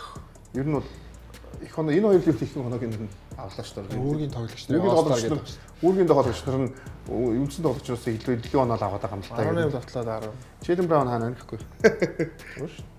Болж шít. Багаараа очиж чинь тийм. Багаар аяг мундаг гэж биелээ да. Нөгөө талын бид нар харахаар тэр он авсан 3 тоглогч нь 100 оноо тавьж байгаа. 51-ийн давталгааны авлаа. Энэ дээр бид нар ярилцгийг бодлоо. Яг өнөөдөр бол яг за Orlando Magic бол угаасаа удирдлагын туршуул NBA тогийн зүгээс бол юг авсан. Ер нь угаасаа дээгүүр явсараа дууссан шүү дээ. Бэлтгэл дуулнаас Сайн байгаа гэж ярьсан тийм. Хоёр бас маш хэрэг бол хоёр тоглогчоо бэлтгэл алдсан. Дүү Вагнер болон хин хоёрыг Jalen Sachs хоёрыг алдчихлаа тий. Тэгээ Sachs байхгүйгээд энэ бол ганц оноо авах басны том юм алга болчлоо. Юу яачлаа бид нар бас холбогч бид нар одоо 3 дахь доо багийн Урд шугамын хамгийн ихний нөгөө хамгаалтыг авч байгаа тоглогч тэгээд дээрээс холбогч. Тэгэхээр Орлондо дээр бүгд юм яриад хөө. За тэгэхээр анараас эхлэх үү. Ер нь Орлондод ер нь өнөөдрийн зөв тоглолтын ихний ахсыг харахад бол Орлондод бас нэг хоёр тоглолт тоожчих тийм юм бол харагдсан л та зөв тоглолтыг харах ихний зөв юу харахад. Тэр нэр би тэгж чинь нөгөө ихний ахсыг харахад бол 3 4 дээр ялтчихгүй тэгээ нөгөө юу ягараа явчих. Тэгэхээр боломж нь ирэх бол хожил авах. Тэгтээ ингэсэн 1-2 тоглолт авах гэсэн юм эсвэл 1-2 дахь үед л хожиж болно гэж ярьсан юм. Талбай дээр очиод бас юу авах. Би боломжуудыг одоо гаргаж ирж байгаа юм бэ тоо. Тэгэхээр анараа ер нь Орлондо яах хэрэгтэй байна цаашаа. Wagner, Banker хоёр нийлээд 60 оноо, багаараа 86 оноо буюу тэр хоёроос өөр 10-аас дээш оноо авсан тоглогч байхгүй. За Orlando Magic-ийн хамгаалалт муу байсан үгүй. Boston Celtics 103 оноо алдахаар тэрнээс дээш оноо авч иж хожих гээд байгаа байхгүй 104 оноо авч хожих гээд байгаа. Тэгэхээр 86 оноо авсан биз дээ. Тэгэхээр ямар нэгэн байдлаар сэлгэнээс болон Banker Wagner хоёроос гадна энэ багт оноо авах дээр туслах хүн хэрэгтэй байна. Тэр нь Wendell Carter Jr. муу юм уу биш юм уу? Өнөөдөр 4 оноотой дуусглаа. За тэгээд гараанаас гарсан холбогч нь 26 минут тоглоод ерөөсө 2 хоногтой дамжуулт нэг ч оноо авсангүй ч гэдэг юм ингээд Нэг л шидсэн. тийм нэг л шидсэн бохоггүй коррижос. Тэгээд ингээд харахаар яг өнгөрсөн жилийн Orlando Magic ерөөсө сайжраагүй байна. Ялангуяа довтлогоон дээр. Ямар ч боломж харагдахгүй. За энэ яагаад боломж харагдахгүй юм гэж хэлж байгаа юм гэхээр за өнөөдөр Jason Tatum, Jaylen Brown хоёр харьцангуй муу тоглоход Derek White 30 оноо, Pritchard сэлгэнээс бараг 20 гаруй оноо аваад ингээд багийнх нь 1-2-ын тоглолт болохгүй бол нөгөөдөл нь бага оноогоо явуулдаг ч юм. Өнөөдөр Porzingis гараанаас гараад ч гэсэн 10 оноо авч чадсангүй шүү дээ. Гэдэг ч юм уу ингээд заримын тоглолт болохгүй болгонгууд team rotation team deep байгаа байхгүй. Үнэхээр сайн rotationтэй баг болохоор яаж юм гэхээр за зарим нэгнийхэн тоглолт болохгүй бол өөр нэг нь орж ирээд багийнхаа эсрэг оноог явуулдаг ч юм уу. Иймэрхүү байдлаар Орлондод бол ямар ч тийм боломж байхгүй. Banker, Wagner хоёр л сайн тоглохгүй бол энэ баг хожих ямар ч боломж гарч ирэхгүй юм байна. Харагдлаа шүү дээ. Тэнийг юу яа л та би зөв чамс өөр асуусан гэж бодчих. За. Өөр асуутай. Өнгөрсөн жилийн авраг баг Бостон. Тэгээ чамд өнөөдрийн тоглолтыг үзээд шүмжлэх юм юу байсан бэ? Өөр баг дээр дэмждэг баг гэж. Яг мэдээж багийн лидерүүд байлаа. Тэгээ лидерүүд 17 оноо ч юм уу те. Одоо багийн өөр одоо роль тоглогч нартай ачааг өөрүүлэхээс илүү өөрсдөө бас одоо бол плей-оффын удирдлагын тоглолт шүү дээ. Удирдлагын тоглолт биш шүү дээ. Энэ чинь плей-офф эхэлсэн учраас тэрэн дээр болоо гэж бодож байна. Тэгэхээр бусдаар л нэг хайх тэр санаа зовсон ч юм уу нэг тийм юм бол ер нь харагдсан зүгээр. Орландо талаасаа илүү ярих юм бол одоо KCP те KCP ямар нэгэн бөмбөг очингууд KCP өөрөө catch and shoot ч юм уу те энэ нэг хийж оноо авдаг тоглогч. Cole Anthony бол өөрөө бөмбөгөө залж агаад өөрөө өсөө одоо товтлогоог гаргадаг энэ тоглож байгаа шүү дээ. Тэгэхээр Banchero юм уу Franz Wagner хоёрын аль нэг нь илүү playmaking талдаа тоглож бусад багийнхандаа бөмбөгөө шеэрлж ингэж тоглохгүй бол өөр бусдаар бол нэг тийм хожих ямар ч боломж бол харагдахгүй юм л гэж би бодож байна. Тэгээд харамсалтай байна. Би өнөөдөр Jason Tatum-ийн нөгөө жоохон сул тоглолтыг өөрөөсөө ихлүүлсэн юм уу ч нөгөө хамгийн эхлээд 2 free throw шидэж алдаад эхэлсэн шүү дээ. Өнөөдөр. Тэгээд нийтдээ 4 free throw шиг дөрүлийг нь алдсан шүү дээ. Тэгээд тэрнээсээ бол нэг араас жоохон сул зүгээр тэр юунаас жоохон сулаад цаашлаад. Тэгээд нөгөө хэд нүргээ дэндүү сайн тоглолцсон л та бас. Тий. За тулгаа. Юу? Орландо тал дээр яриа та тий. Бостон дэр юу ярих вэ цөмөрөө. Орландо нэг л хожих байх гээл өнгөрсөн удаа шүү. Тэгэл өөр ярих юм байхгүй. Ер нь баясаа ер нь яах ёстой юм бол Орландо. Цаашдаа энэ одоо плей-оффын зурвал ер нь яаж тоглох ёстой юм? Сая нөгөө нэгсдэр ярьсан хөзөргүү гэдэг шиг яг үнэхээр хөзөргүүл байна л да. Зөвөр магадгүй сэлгэнээс нөгөө хэн Кол Антони нэг юм үнэхээр юм солиордог юм галзуурсан. Гэхдээ өнөөдрийн зүр тоглолтын ротейшнийг харахаар сэлгэнээс Джонатан Айзекийг бас минутын дахиад 20 гаргачихвал бас боломжтой санагдсан. Би гэхдээ Жозефээс өөр холбогч байхгүй байгаа л харамсаж байна. Жозефээс өөр холбогч байхгүй. Детройт Пистонсийн гарааны холбогч байсан. Детройт Пистонсийн төвөнд хамгийн муу юм гарааны холбогч байсан байхгүй. Тэгээ тийм тулд одоо гараанд гарсан 26 минутанд нэг шийднэ гэдэг чинь зүгээр үзээ зогсож штэ. Зүгээр сайхан үзээд. Зоод авч ирдүү пасса яаж ял өгчөж байгаа. Тэгээд яг Банкеро, Вагнер хоёр статистик харах юм бол нэг нь 5 амсаад дамжуулт, нэг нь 4 амсаад дамжуулт хичээж байгаа. Боломжтой тий. Бүх хичээж байгаа. Зөв би Орландо Мэжикийн суралт 1-2 хожил авахд юу хэрэгтэй вэ гэвэл за мэдээж тэр Кол Антонигийн задгаа тоглолт оноо авалт, сэлгэний оноо авалт чухал хэрэгтэй байна. Хоёр дахь зүйл нь зүгээр Бостон шиг хамгаалч шүү дээ. Боломж нь байгаа байхгүй яг үндэ. Тэгээ Банкеро, Вагнер хоёр оноогоо Бостон хамгаалж юм уу? Өөр одоо үнэхээр өөр боломж. Кол Антони плейний тоглолтод 18 минутанд 27 авсан байсан шүү дээ. Тэр шиг гэхдээ Бостон гэхдээ Кол Антоник тэгж тоглохгүй байх та дураар нь хамгаалаа тий. Харин тэгээ Бостон харин Орландо Мэжик Причердийг 30 оноо авах болох уу? Жишээ 20 оноо дээр 30 оноо ч юм. Тэгж болохгүй байхгүй. Тэр юугаа нэг хий хоёр дээр хит анхаарсан байгаа зү. Tatum Brown тий. Пүрсингс 3 3 тэр хоёрыг бол бас сайн. Бусдын нэг чи авраг баг штэ. Бүгдд нь талбай дээр гарсан бүхэнд анхаар хэрэгтэй. Тийм эсвэл бүр золиосоо гаргаад зөвхөн тэр хоёрын оноо авахгүй бусдын оноо ав гэд үзсгээр нүүдэл үнэхээр сайн шийддэг хүмүүс байна. Тэгээ өнөөдөр яг зөв Хаузер нэг олон минут тоглосонгүй, Корнет борсонгүй. Тэр хоёр хүртэл гарч ийл нэг суушид идэл 20 авчгаар л шүү. Олон боосны даваа тал нь өөрөө тэндээ байгаад байна л да. Бүгдээр анхаарч болох 3-4 хүн дээр анхаарсан ч гэсэндээ цаана байгаа тоглогч нар үнэхээр илүү байгаа учраас хүн хөрөлцөхгүй байгаа шүү дээ. За бүгдээр юу гарыг нөгөө Эмбитокийн хөтлөгчднөр юун дээр ихний шатн дээр таамууд гаргасан байгаа. Хабааж яах. Юу минийх Бостон 6 гэнэ. Тийм шүү. Тийм шүү. Би бас тийч Бостон 6 гэж хэлсэн шүү дээ. Нью-Йорк 6 Индиана 7 дээр чиний андуураад минийх рүү битсэн юм шүү. Тийм үү. За тэгээд 5 гэж нэг Клэлен 5 гэж нэг тий. За энийхээ Баясагийн гарыг. Баясагийн адилхан уу? Нью-Йорк 6, Бостон 6, Индиана 7 дээр. Тэгээ Баясагийн Бостон 6 юм уу? Гүү шүү дээ. За Клэлен 4 гэж байна. За хинийх гарыг? Анарын гарыг. Анар юу өгсөн юм уу? Анар Клэлен 6 юу Милоки 7. Милвоки 7 дээр байгаа. За Нью-Йорк 5 Бостон 4 дээр за бүр юу гүөх вэ? За тэний болохоор Кливленд 4, Индиана 5, Нью-Йорк 5. Босч чи ерөөсөө энэ хурдан дууссан байна. Айгүй хурдан дуусчихсан. Ямар хурдан дууссан. Кэс зүгээр 4 5 толтон дээрсээ дуусчихсан. Тэгээ амраад байж юм уу? Нэг хожил аваад тэгэл. Би бол Лилердийг ирэх чөлөө тоглолтын дээр ирэхгүй болов гэж бодож 3 дээр л би 3 дээр л гэж бодож байгаа тийм. Тэгээд яг ирчих юм бол суурсан юм жирнэ. Лилерд амар trash talk хийсэн байсан шүү дээ. Алибертонтэй. Тэгэхээр тэрийг би бол хараад юу манай ирэх гээд байгаа юм байна л гэж бодсон. Тэгэхээр яг ирэхгүй хүн бол нэг хайхтар. Эсвэл одоо юу гэдэг би ирвэ байсан бол гэж ярьсан л одоо. Эсвэл би авдахгүй ирнэ гэсэн. Яг өнгөрсөн жил Миллерд байсан мэт. Янис байгаагүй шүү. Тэгтэл Лилер тажигдсан. Гэтэ ингээд одоо Милоки яалчгүй оноо авалт хэрэгтэй байгаа шүү дээ. Янсаас өөр. Түүнч Лилерт 23 оноо дуулчих. Лилер тэрхээр өөрөлтөө уусаа. Ирэх юм бол нөгөө өнгөрсөн жил чинь Лилерд ганцаараа л алдсан. Гэтэ бас хожид авсан шүү дээ. Юу? Хоёр. Тэгэхээр ирчих юм бол яг сунах гээд байгаа. Гой болох гээд. Гой болохоо сунах гээд байгаа. Яг нөгөө үзүүштэй гой цуул болох гээд байгаа. Тэгэхээр бол эхний хоёр бол хамаагүй шүү. Хожигдсон ч хамаагүй шүү. 2-0 гэдээ бодсон ч хамаагүй шүү. Гүгөө нөгөө магадлалын хувьд талбай дээр буцаад 2-2 болох магадлал өндрөө л гэж хэлж байгаа байхгүй. Боломжтой Лилер ирчүүл гэж байгаа шүү дээ. Тэгээ тийм болохоор л хэлж байгаа. Бүгдээрээ гэтэ нөгөө нэг зөвхөн талбай дээр гарах чинь нэг өөр. Талбай дээр гарахад бэлэн болцсон гарах бас нэг өөр шүү дээ. Зөвхөн л эдгээл шууд гарч байгаа юм шүү дээ. Чи ингээд нөгөө багийн бэлтгэлд оролцсон те бас нэг мэдрэмжээ авцсан орж ирнэ гэдэг чинь бас нэг өөр. Тэгээд яг яаж ирэх юм гэдгийг бас мэддэхгүй байна шүү дээ. Тэгээд тэр бүгд харцгаа. Одоо нэг буулан явъя. Манай тэнийг Pepsi-гийн илүүд тэмүүл те. Тэгээд improved player. За энэ удаагийнхаа булангаар бол OKC багийн энэ тоглогчийг онцлоо. Тэгээд энэ бол Aaron Wiggins гэх залууг онцлсан байгаа. За Aaron Wiggins бол 1999 онд төрсөн. Одоо 26 настай, 1.96 cm өндөр, 86 кг жимтэй.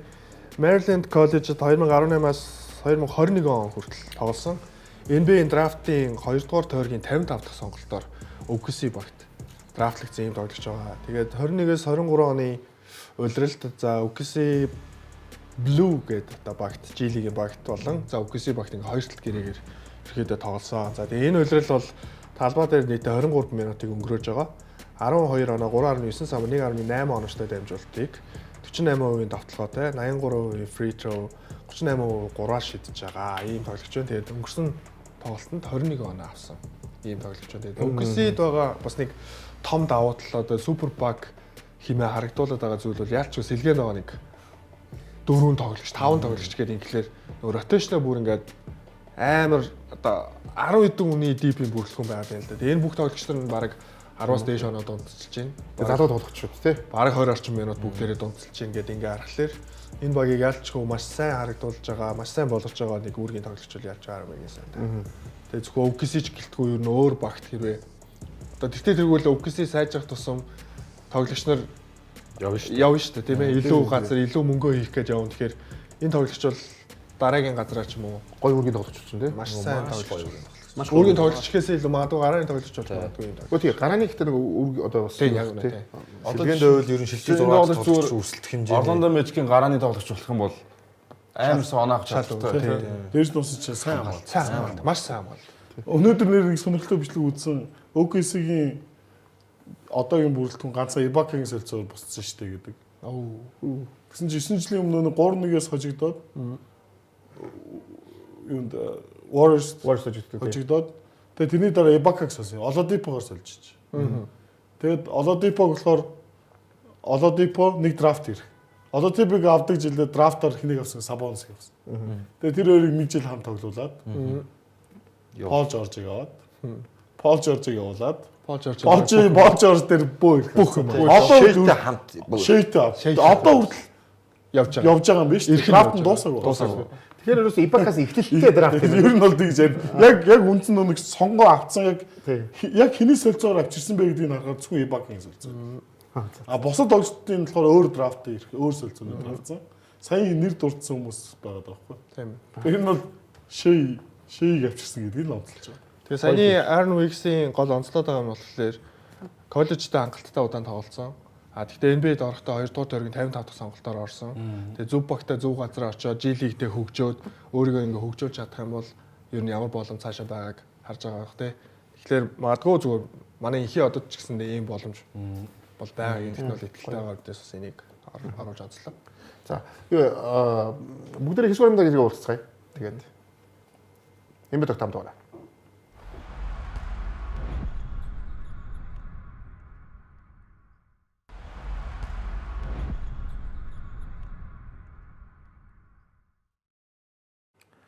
За энэ бод тогтоогоо бүх хүмүүст баярлалаа. Тэгээ энэ бод ток ерөнхий мэдчил электрон барны нэгтлгүүд BCMOL.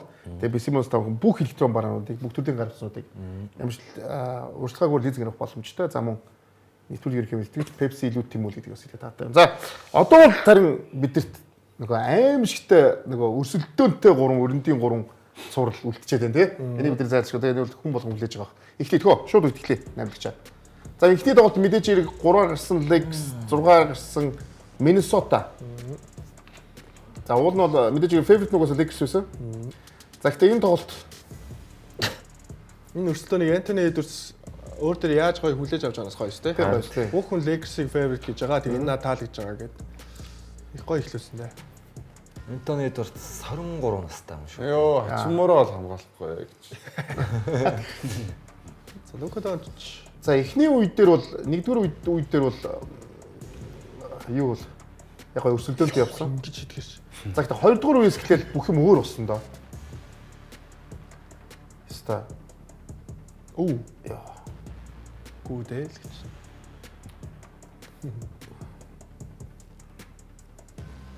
За ингээ Миннесотагийн бороо оруулдаг юу эхэлсэн те. Бараг Ламело бол шиг шийдчихлээ. Энэ бол ер нь ойр ер нэг юм гэж плей-офф дээр ингэж аимшигтай шийдсэн. Нийтдээ тоглолтын турш 53% шийдсэн байсан шүү дээ. 42 шидэж 21. Тий. 50%. Яу. Бүх тоглолт чинь шийдсэн тест тий. Шийдсэн. Гобер шилдэг нь холгүй юм болсон. Гоберос бусна. Дээрээс нөгөө оновч нь яриад шүү дээ. Хоёрынхоо нэгийг л хийгээдсэн юмсаа тий. Тэгээд тэгж муу хамгаалсан. Лекс. Тий. Ихэнх сулсан шүү дээ. Тий дандаа ихэнх сул тий. Сул гаргаадсан. Энэ сул байна. Дандаа хоцорсон хамгаалтад байгаа зү тий. Шидэлтэнд нөлөөлөхгүй хамгаалт нь. Зүгээр энэ талаар ярина. Энэ үлдээ эхлээд бид нар шууд энэ 3 дээр нөгөө шүмжлэн тавьсан тий. За энэ нэг юм илэрхийлнэ шүү. Энэ нэг юм хэлсэн тий. Гэтэ яга буцаад ороод ирсэн тий. 23 таа болохоор буцаад ороод ирлээ. Тэгээ 23 мөрт болохоор ороод ирт юм билий. 35 бол одоо байсан бол тэгээд хэдэн сард орж ирэхгүй шүү дээ. Конли байсан бол Чин тарт бол ингэсэн баа. Тэгээд товсчих шүү дээ. 44-т болов. Яа. Spider-Man. За тэгээд энэ тоглолт бол өстой нөгөө хүсэн үлээснээс арай өөр тоглолт болсон. Шууд цуурлах хэлсэн. Тэгээ шууд эхлээд дээрэс нь шууд нөгөө уртудаан үргэлжлэх тодорхой болсон шүү гэж болно тий. Одоо тэгээ Насрид болон Jade McDaniels-ийн тоглооны хувийг л харалтай шээ. McDaniels 2 удаа тоглоогоо алдсан байна. Насрид 4 удаа алдсан. Харин тий. Тэгээ Anthony Edwards-ийн одоо шинэ яг багийн лидер болж байгаа яг тэрийг аймсаа ухамсарлцсан байгаа тоглогчийн статистик харалтай. 22-8-9. Одоо шууд өөрөөсөө гэж Бага яаж тоглож байгааг харж байна. Жишээд Банкеро ч юм уу Вагнер ингэж тоглох боломж байгаа юм бол бас байгаа шүү дээ. байгаа. Өөрсөн дээр ийм их анхаарлыг татаа тэгээ тэндээсээ бусад тоглогчдоор сулдаж чадж байгаа юм бас гоё юм харагдаж байна. Би шууд юунаас эхлэе гэж бодож байна л да. Шууд чөлөөт яриад явчихараа заяа. Заавал заахгүй шууд чөлөөт яриад явчихаар. Яг энэ тоглолтын дараа одоо бол хил мэдээл нөгөө Лос Анжелес томбот бол өстө алж чинь те тал талаар. Дээрэс нь Редик дээр бол их голцоо буруу гөгж. Өнөөдөр Мэжи Жонс хүртэл мэлцсэн те. Угаасаа удирдал сайн тоглосон ч гэсэн. Дээрэс нь угаасаа алдаа бол угаасаа шууд тасгаж өгч ирж байгаа. Хамгаалтын алдааг буруу сонгосон. Одоо хин дээр даабал дээр давхар хамгаалдаг. Тэгснээс болж бүх шууд. Энэ татаа шууд яриа явчихдгоо баясаа. Ер нь Лекси алдааг яриа явчихдгоо. Энэ тэр гейм плана хамгаалтын төлөвлөгөө, тоглолтын төлөвлөгөөг ахлуулсан яаж гаргаж болно зөв хэрэгжүүл магтуул хэрэгжээг бол тэгэхээр Миннесота Тимберлвулфсийн босод тоглолтын цувралын тур шингэн шийдвүүд асуулт байна. Миннесота дээр Денвер Нагетс Anthony Edwards-ыг цувралд ер нь жоохон хэцүү байдал тоглолдог үстэй. Дандаа даабл хийсэн баггүй. Бөмбөгийг Anthony Edwards-аас л хурдан гаргав. Гэхдээ Edwards нэг эсрэг нэг ямар ч давгч хүчин зүйл болоод Edwards-ыг дагаад тоглолтын сэргээд. Яг зөв мэдээж өмнөх жилийн цувралыг ярих юм бол Миннесота хожсон. Гэхдээ Edwards-ийн тоглолтыг тодорхой хэмжээнд хязгаарлаж хийсэн. Зөвхөн тийг мутахаараа зөвхөн Redick зөвхөн магадгүй зөвхөн бүх тасалжуулагчид өмнөх жишээнээс өмнөх өөр жишээнүүдээс ч юм уу өмнөх туршлагаасаа судалгаа хийдэг, суралцдаг нэг дүгнэлт гарч байгаа. Тийм учраас зөвхөн өнөөдрийн тоглолтын зөвхөн Миннесотагийн үнэхээр азтай бүр хэтрүүлэн сайн шийдлээ шүү дээ. Тэгээ яг зүгээр надад болохоор байгаа дасгалжуулагчид байгаа тоглогчдоо ингээ харахаар яаж эхлэх нь бас тоглогчдоос хамаарч төлөвөө гаргана шүү дээ. Лекс давхар хамгаалт очихгүй бол Эдвардсыг бүр тоглолтын хязгаарлах хүн баг. Ганцаараа согсох юм баг. Лука хурдыг гүцэхгүй. За Леброн одоо хамгаалаад гүхэд хар чин яаж өөрөө тоглоом дээр идэвхтэй тоглоход хамаг хичээл хамгаална. Ривс бол угаасаа Ривс плей-офф Лексийн сул тал. Хизээч давуу тал.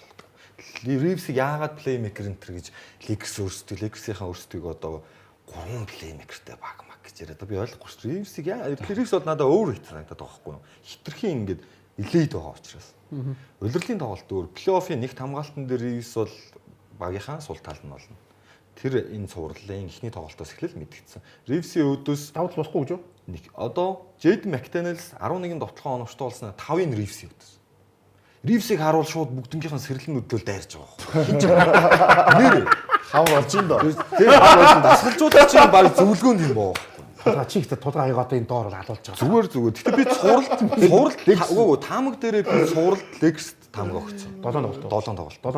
Цувралт бол би Лекст 7 тоглолтод таамаг өгсөн ба. Би зүгээр Лексийн сул талыг ярьж байгаа байхгүй. Лексийн сул талыг ярьж байгаа байхгүй. Тэгэхээр Редик дасгалжуулагч Хачимураг хараа үстэй. Гүцэхгүй байгаа үстэй. Унжил шүү дээ. Үгүй тийм. Тэгэхээр ингээд хамгаалах хүн байхгүй байхгүй. Тэгэхээр яг хоёулаа очихоос тэгэхээр хоёулаа очих хамгаалтын төлөвлөгөө боловсруулсан. Нөгөө талд Крис Винч дасгалжуулагчд хүзэр байгаа. Хамгаалтын тоглогчид их байгаа. Тийм учраас Крис Винч дасгалжуулагч Лука Дончичийг оноогоо авах гэд давхар хамгаалаагүй шүү дээ. Тэгэхээр бусд нь сулраагүй. Чи тэгэхээр Редикийг бол тэгэхээр яг зөв гэж байгаа юм шүү дээ. Винч даабал тийм би бол Редик дасгалжуулагчийн тэр нь өөр сонголтгүй. сонголтгүй гэдэг. Нэг хүн хамгаалах тийм хамгаалах потенциалтай тоглогч Лейкерс байхгүй гэдэг. Тийм учраас 2 хүн очиж байгаа. Крис Мич тасалжуулагч болохоор Лука 40 оноо авах. Гэхдээ ядраах хүмүүс байгаа байхгүй. Никэл Александр Вокер тэгээ Мактенс энтриг очиод ингээд Эдвардс өөрөө ч байгаа. Тэгээ Эдвардс өөр ингэхэр чинь хэцүү баа. Тэгэхээр ингээд зүгээр потенциал нь л тийм байна тоглож штэ. Тэгвэл энэ талаас сууч л да. Тэнийгээс сууч л да. Тэгвэл за эхний саяны тэр нөгөө уул нь бол нөгөө өөр аргагүй болоод даабалдчих. Тэгээ даабалдаад гэхдээ ингэж амар сайн шидчихлээ те. Тэгэхээр энийг өөрсдөө илгүүл үлдээх бол ахиж ингэ шидэхгүй гэдээ үлдээх бол. Магадгүй дараагийн тоглолт дахиад энэ гейм планаа барьж магадгүй бах те. А хэрвээ үнэхээр дахиад фейлдэх юм бол одоо сая бас үнэхээр тоглолт одоо улирлын 82 тоглолт болгон дээр эсрэг баг нь одоо ингэж амар шидэжээ гэдэг тохиолдлууд ер нь бас баг гардаг шүү дээ тий. Аль болох ер нь 40-оос доош хувьтай ч юм уу тиймэрхүү 50-аас дээш хувьтай тоглосон тохиолдлууд ер нь ховор байдаг шүү дээ. Тэгэхээр магадгүй дахиад энэ гейм планаа үргэлжлүүлэх бах. А хэрвээ үнэхээр дахиад бүтлгүүдийн бол мэдээс магадгүй сольж магадгүй бах. Жишээ нь Эдвардс магадгүй Фенни Смитийг ч юм уу эсвэл Вандербилтийн ганцаарыг тавиад тэгвэл эсрэгээр Энтони Эдвардс 40 оноогоо авгал тээ. Бусдыг хамгаалаад үзээ л та. Гэхдээ нэг юм байна. NBA тоглогчдыг сууч шидэх юм бол ер нь алдах юм уу? Ер нь хийх нь. Гэхдээ яг сууч шидэж байгаа шүү дээ. Дрэмэн байвал алдах. Яг Миннесотагийн тоглогч яг харин тийм учраас яг Миннесотаос илүү байгаа дээ л та. Мактенс маш сайн шидэж байна. Дивинчиж сайн шидэж байна. Назри сайн шидэж байна те. Тэгэхээр Лексийн хувьд бол бас том шалгууртай бас тулцсан байна. Гэхдээ за Андраас гоё асуу хэлдэг. Бүгд Лекс л гэж бодож байгаа. Гоё асуу шүү за. Тэгээ Андраа Асуух юм уу шууд хариулчих. тэгвэл шууд явчих. Саяны гэхдээ биний сайн асуулт үнцээс үүсдэг. Редкис гейм план ер нь яг нэг талаар Зүгээр ийм байгаа. За Lakers 3 плеймейкертэй гэж ярьж штэ. За гэхдээ тэр 3 плеймейкер нь гуруула гараанд гарчиж байгаа байхгүй. Тий. за Austin Reeves ягаад сэлгэнээс байж болохгүй гэж. Тэгэх юм бол Austin Reeves сэлгэнээс байх юм бол нэгдүгээрт хамгаалалт нь сайжирна. за Хоёрдугаарт 3-ын гуруула 3 бест одоо довтлогон дээр хамгийн шилдэг 3 тоглогч нь гараад Lakers сая тоглолт зурлын ихний тоглолтод 100 оноо авсан шүү дээ. Багаараа 15 оновчтой дамжуулалт 13 бөмбөг алдалтыг хийлээ шүү дээ. Тэгэхээр довтлогоонд боссонгүй шүү дээ. Одоо жишээ нь би Лука Лебронтой багийг яаж бодсон 100-аас дээш оноо авах чадвартай гэж бодож байгаа байхгүй. Тэгэхээр чи 3 плеймейкерыг гараанд хийгээд ашиггүй байгаа юм чи ягаад Austin Reeves-ийг сэлгэнээс тоглож болохгүй юм бэ? Редк тим хийх бол ер нь Би яг дотор нь байгаа биш болохоор мэдэхгүй байна. дотор нь байвал хэлмээр саналаа хэлмээр гэж. Тэгэхээр ганцхан хамгаалтан дээр ш тоглоом дээр бас асуудал бий болчихж байгаа. Тэ. Тэгэн готлоо Jackson Hayes-ийг гараанд гаргаад 8 минут тоглуулаад ахиж тоглуулаагүй. За тэрийгээ дагаад Minnesota ч гэсэн Rudy Gobert-ийг олон минут хийж чадсангүй л. Тэгэхээр за дараагийн тоглолтын дээр одоо McDaniels ч гэдэм үү Naz Reid-ийг сайн тоглохгүй гэж ингээд үргэлжлүүлээд ийм өндөр өвдөж шидэхгүй гэж байна. За гэхдээ эсрэгээр нөгөө хэд нь сайн тоглож болно шүү дээ. Одоо Gobert сайн тоглож, самбарт нь хоёрхоо сайн тоглож болно ч гэдэм үү. Одоо ямар ч байсан Anthony Edwards нэг удаагийн бол нэг 50 оны тоглолтын Lakers эсрэг бол байгаа ахлаж байна. тэгэхээр Rudy Gobert байвал Lakers ашигтай байстай их байх тусмал Lakers ашигтай байстай. Илүү Jackson Hayes хам байвал ашиггүй ашиггүй болчихно. Харин зүгээр Timberwolves-ийн сул талыг сүүлийн жилд харж байгаа Gobert байгаа шүү дээ. Тэг Gobert-ыг л олсон ямар нэг байдлаар олсох. Тэгэхээр тэхийн тулд Hayes-ийг харин би гараанд байгаад л байгаад. Бүр таваа бүр 5 дээр нь тоглуулаад ингээд бүр намхан ч үзэж болохоор байгаа. Зүр төсөөлөл л доо. Тэр доороос Gobert яг нэгэн эсрэг нэг хүнтэй ноцолтоод хідэн довтлогооныхоо хэдийг нь оруулах вэ гэдэг асуулт байна. Би бас зүгээр ингэж бодож байна. Lakers-ла зүгээр аягүй хэрчлээ. Minnesota-д үеийнх нь болж байгаа юм гэж. Minnesota бол энэ нэг эхнийхээ юугаар гейм планаар бол өөрсдөө нь саний гейм план хэрэгжчихсэн болохоор нэг өөрчлөхгүй байх. Өөрчлөхгүй шүү дээ. Тэгэхээр яг энийг ахаа хийх байх. Тэгэхээр яг хоёр тоглолт бол маш чухал тоглолт.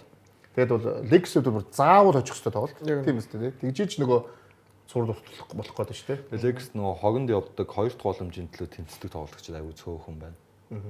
Тийм тоглолттой үлдсэн. Тэгээд Vanderbilt-д их минут өгөхээр нөгөөх нь довтлогоон дээр бүр ямар ч нөгөө ажиглаг болчиход байдаг. Тэгэхээр ирээдүйд салжуулагч бол нэлээд толгоон л өвдөнөлтөө байгаа бүрэлдэхүүнний потенциал нь л угаасаа хэцүү байна л да. Одоо түрүүн Анар хэлсэн шүү дээ. Reed хин хоёрын шидэлтэн унах, McDaniels хоёрын шидэлтэн унахгүй бол Divincenzo сая 6 оноо, Nickel Alexander Walker 7 л насахгүй. Энэ хоёр хоёулаа 15 оноо авчих потенциалтай тоглох бас. Тэгэхээр ингээд илүү deep roster бол Minnesota-д байгаа. Том одууд Lakers-д байгаа. Ийм л зөрүүтэй. Minnesota-д тэгвэл цуурлыг бүр хожин гэвэл ер нь баталгаа өгж байгаа нь хэрэг байгаа. Хож болно шүү дээ. Энэ ер нь хамгийн хэцүү тамлж цуурлж шүү дээ. Байсан шүү дээ.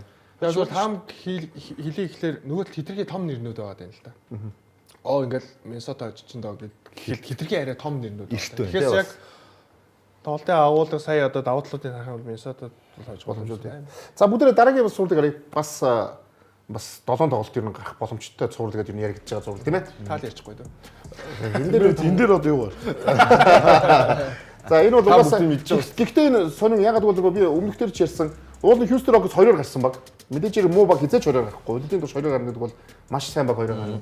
Тэгсэн мөртөөсөө тоглолтын өмнө нөгөө юу гарсан чинь favorite нь Golden State Warriors 7-оор гарсан баг тэр байгаад байгаа. Тэгэхээр энийг чинь зүгээр хүн гаргаагүй байгаа шүү дээ. Маш олон аналистууд маш олон юмуд ингээд боож гаргаж байгаа. Тэгээд тэр л сонир санагдчихсан. Ягаад 2-оор гарсан баг нь илүү биш. Яг өнөөдрийн тоглолтын favorite нь бол Houston Rockets баг байсан шүү. Өнөөдөр тийм. Яг л би цувралын талаар талбайдаа тоглож байгаа учраас тийм ээ. Цувралд ялах нь бол Golden State байгаа шүү дээ. Тэгтээ өнөөдрийн тоглолт бол мэдээж. За өнөөдөр ихтэй яалтчгүй тоглолтын эхний хагасыг Golden State Warriors маш сайн хийчихлээ л дээ юм. Яг нөгөө бидний ярьсанаар болсон. Нөгөө талд нөгөө мундаг хамгаалагчнууд болохоор маш бага оноо аавна гэсэн үнэхээр гонос. Юу 70 нэлээд тийм 100-аатай 74 оноо 70 хэд оноо авсан биш ихний хагас нийт 2 баг нийлээд тэгсэн. 44 33 үлээ тийм байсан баха. Тий дууссан. Тэгэхээр чи ердөө энэ бол хоёр багийн хувьд бол ерөөсөө баг хамгийн бага энэ удирдлагын турш гаргасан хамгийн бага оноо ахгүй юм байна. За энэ өмнөх уучран дээр бол Curry 3 оноод барьж чадсан шүү дээ. Тэр ихтэй хийсэн шүү дээ бид. Тэр амар нөгөө аялын тоглолт 4-ээр 5 хоног туссан 4 тоглолт туссан шүү дээ. Тэр бол тэрийг ойлгож болно гэж манай анар аналист нэг ярьж ирсэн яг л үлээ тий. Гэсэн өнөөдөр Curry тэгэл ингээд бариараа л хийж байгаа юм шиг л тоглолоо доо. Тэг сонин зүйл нэг Houston Rockets тэгээд энэ 3 өндөр гаргадаг Jabari Smith-ийг дээр игээд сэлгэнээс ийсэн 2 дээр таарсан. Smith Steven Adams гээд 3 өндөр тоглож шилсэн. Тэгээ өндөр самбар ямар ч ашиггүй байгаа байхгүй. Энд Warriors шүү дээ. Өөрөөр баг өөртөө бодсон юм зүгээр дээгүүрэн тоглож хийж болсон байгаа байхгүй. Тэгсэн угаасаа тэгсэн. Тэгсэн чи яг үнэндээ. Тэг яг ууг нь 4 оноо болтол барьсан юм аа. Барьсан. 2 минут 30 секундэд 4 оноо болсон шүү дээ. 23 онооноос 4 оноо болсон шүү. Барьсан юм аа тэр өндрүүд нь. Тэгсэн чи тэрэн дээр нэг юм болсон юм. Үгүй тэгээд энэ Ванлит яг нөгөө таньдаг Ванлит гараад ирсэн. 10 шидэд нэг үү? Тэг нөгөө залуунаас таньдаг хүн гараад ирсэн. Таньдаг Jalen Green гараад ирсэн. Яг өмнөх дугаар дээр ярьжсэн тийм. 5 оноо. Гэхдээ энийг бид нар NBA Talk ярьсан шүү дээ. Угаасаа Jalen Green ганц оноо авах юм чи Jalen Green угаасаа амар хамгаална гэдгийг бид ярьж л байсан. Тэгээд 5 оноо авсан юм байна. Одоо Jalen Green 20 дэш оноо авахгүй бол энэ цувралд хожихгүй гэдгсэн. Өнөөдөр 5 оноо авчихлаа. За шууд цумар юу горч. За мэдээж энэ бол администрын цуврал хэвлүүлсэн бас шууд адилхан хэвлүүлсэн тоглолт юм. Ингээд талбай дээр оноо авах. Тэгэхээр одоо шууд яриад авчих гэж бодож байна. Бидний нөгөө ярьсан зүйл мөн нөгөө Houston Rockets-д оноо авдаг хүн яг дутна. Тэгээд Jalen Green-ийг яачих юм бол тэр биш л 15 тавтсан юм шиг. Нөгөө тэр 19 тавтсан. Айгуу мундаг хамгаалдаг тоглогчтой. Гэтэ оноо авах чадвар нь бага гэдэг те. Яг нөгөө суперстар хэрэгтэй гэдэг нь яг плей-офф дээр гарна гэсэн яг л гартлаа. Шууд. Тэгээд Jalen Green-ийн нөгөө талаас нь Gary Payton юм уу Jimmy Butler-ыг хамгаалчих юм бол тэгэл ганц оноо авдгийг авчих юм бол гэсэн. Яг тэргээд хэрэгжүүллээ л те. Буцаад бол би ингэж бодож байна. Тэр өндрийн хувьд бол гэхдээ тэр бол давуу тал босдог болсон шүү. Яг л offensive rebound 23-6 юу вэ? 50-36 гэдэг самбарта бүр алуулсан шүү дээ. Гэтэ хожихгүй байхаар ажиж байгаа гол юм нэг Curry ч нэг юм өндөр харин тоглолтыг хараа тулгагийн элдгэр сэргэлээ. Тэгээ Сиднейд 30 гон авсан те. Хүссэн үнэ дуудаж ирээ заслаа хийгээд хүссэн үнээс хамгаад болж байна. Тэр өнөөдөр тийм өндөр байсан хүмүүс байсан ч гэсэндээ Curry заслаанаас гарч ирээ тэгээ дандаа ихийг нь бас оролт байлаа шүү дээ.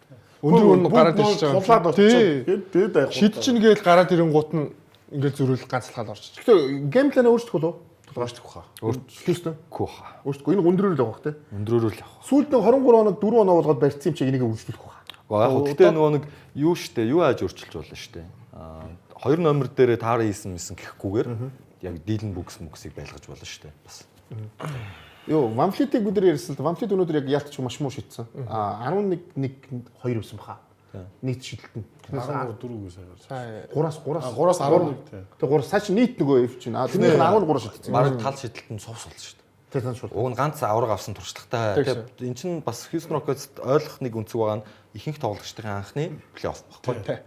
Тэнгууд бас одоо Амин Томпсон өнөөдөр ингээд хийдэг юмнууд алдаад доороос нөгөө нэгээр алиуптэй алдаад хоёр боломж үүсгээл алдаад тэр бол би жоохон биеийн тавираагүй сандрал байна уу гэж бодсон. Тэгээ би энэ тоглолтыг үзээд Houston Rockets сожих юм байна гэж бодсон шүү.